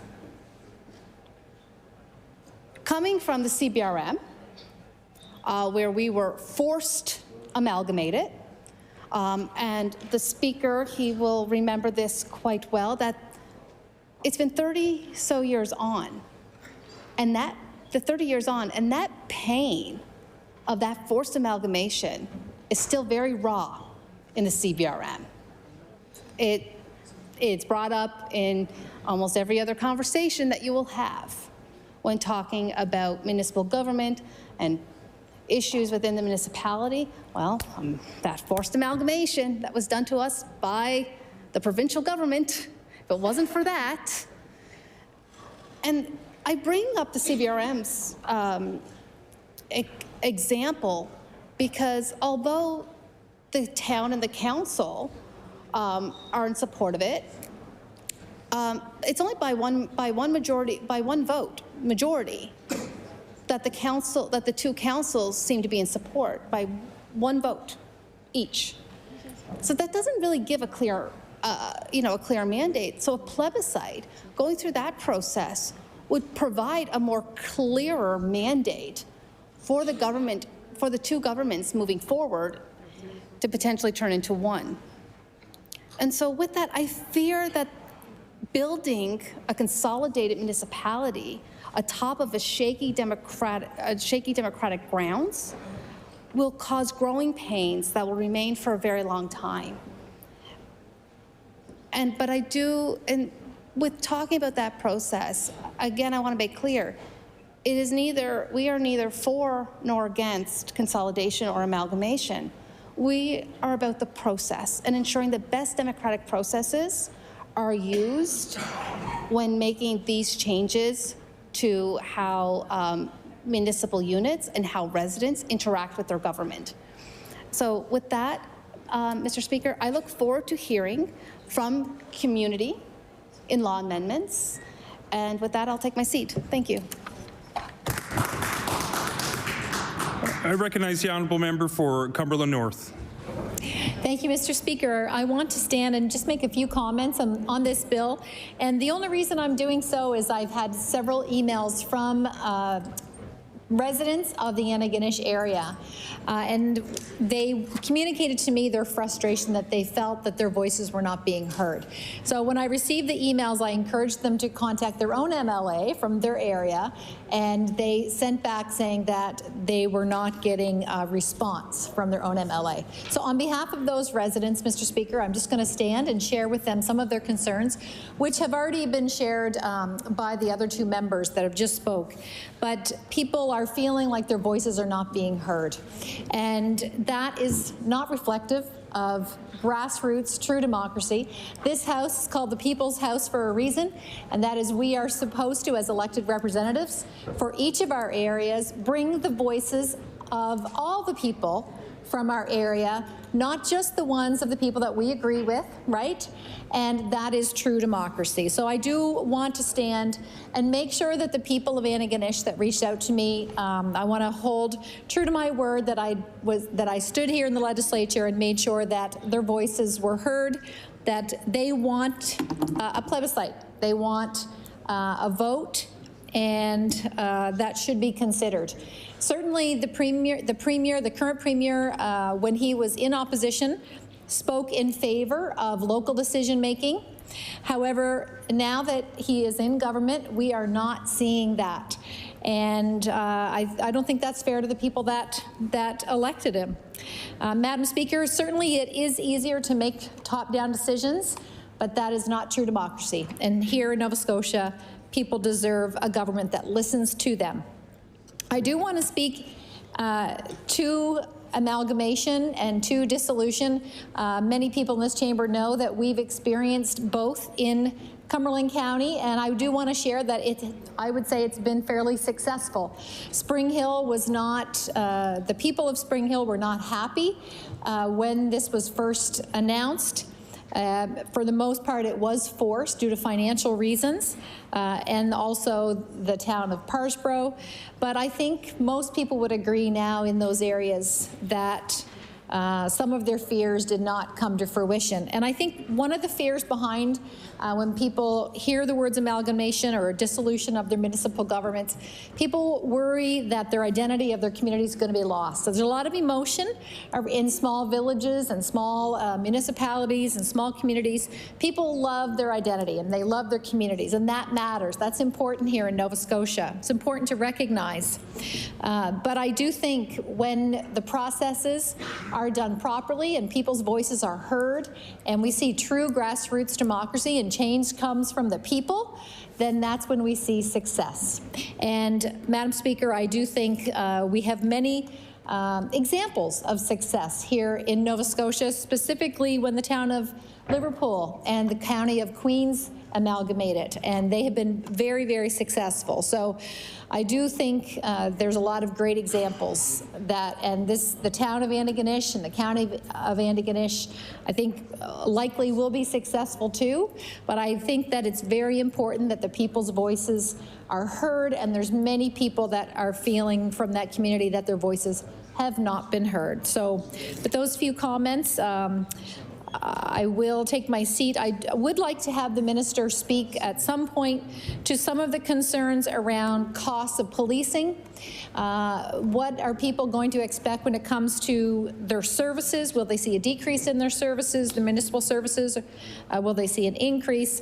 And what will the financial impacts be on their tax rates? So with those few words, I'll take my seat. Thank you, Madam Speaker. If I am to recognize the Honourable Minister of Municipal Affairs and Housing, it is to move a second reading of Bill number 407, Antigonish Consolidation Act. It will be to close debate.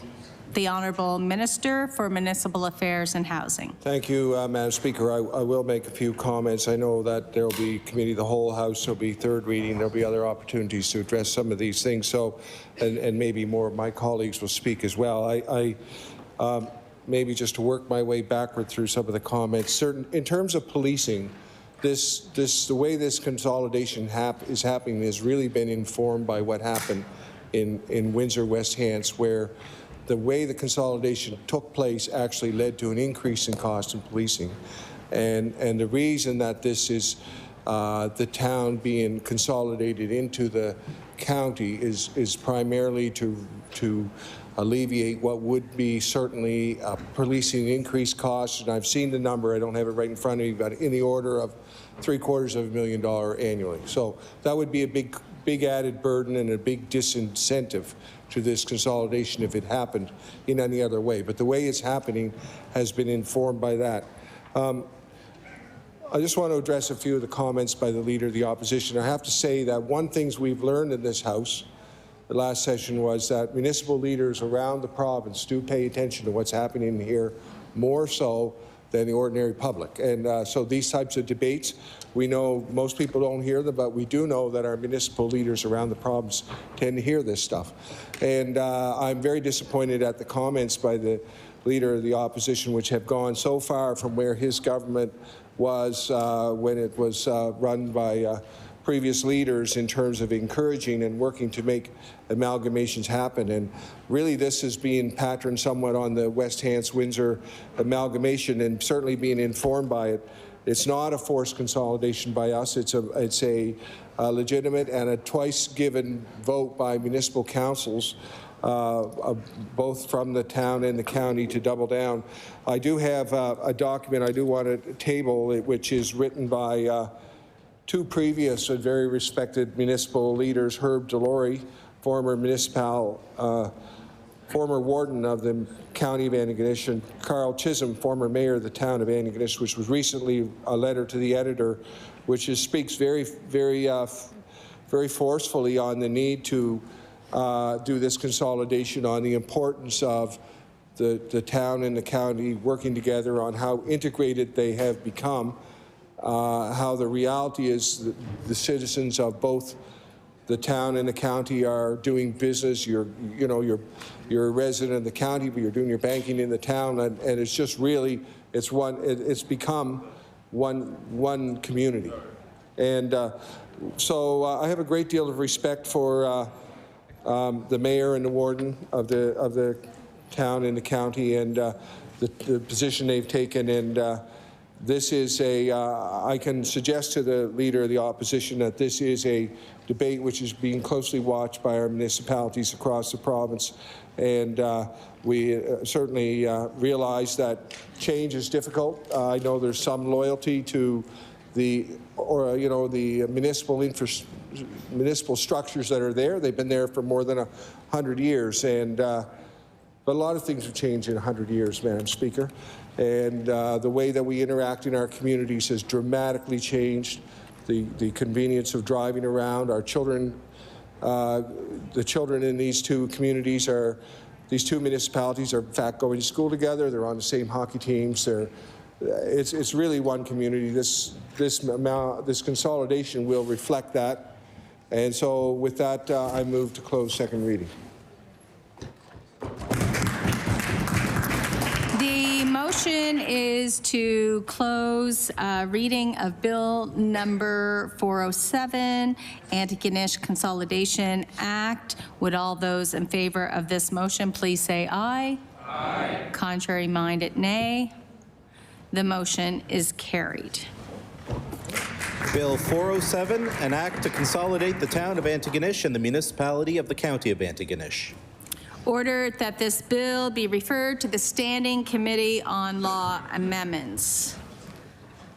I now recognize the Honourable Government House Leader. Thank you, Madam Speaker. That concludes government's business for the day. I move that the House do now rise to meet again on Friday, March the 1st. See you later, February, between the hours of 9 a.m. and 6 p.m. Following daily routine and QP, business will include Committee of the Whole House on Supply in the main chamber to begin the review of estimates on municipal affairs and housing. And of course, as we discussed earlier today, due to the flooding concerns at One Government Place and Red Room not being quite ready yet, subcommittee will be looked at for probably Monday, but I'll announce that later. Okay. At Kim's house. The motion is to adjourn for today with returning tomorrow, Friday, March 1st, with the hours of 9 to 6 with after daily routine. We will move into Committee of Supply here in the chamber. Thank you. Oh, I am very sorry.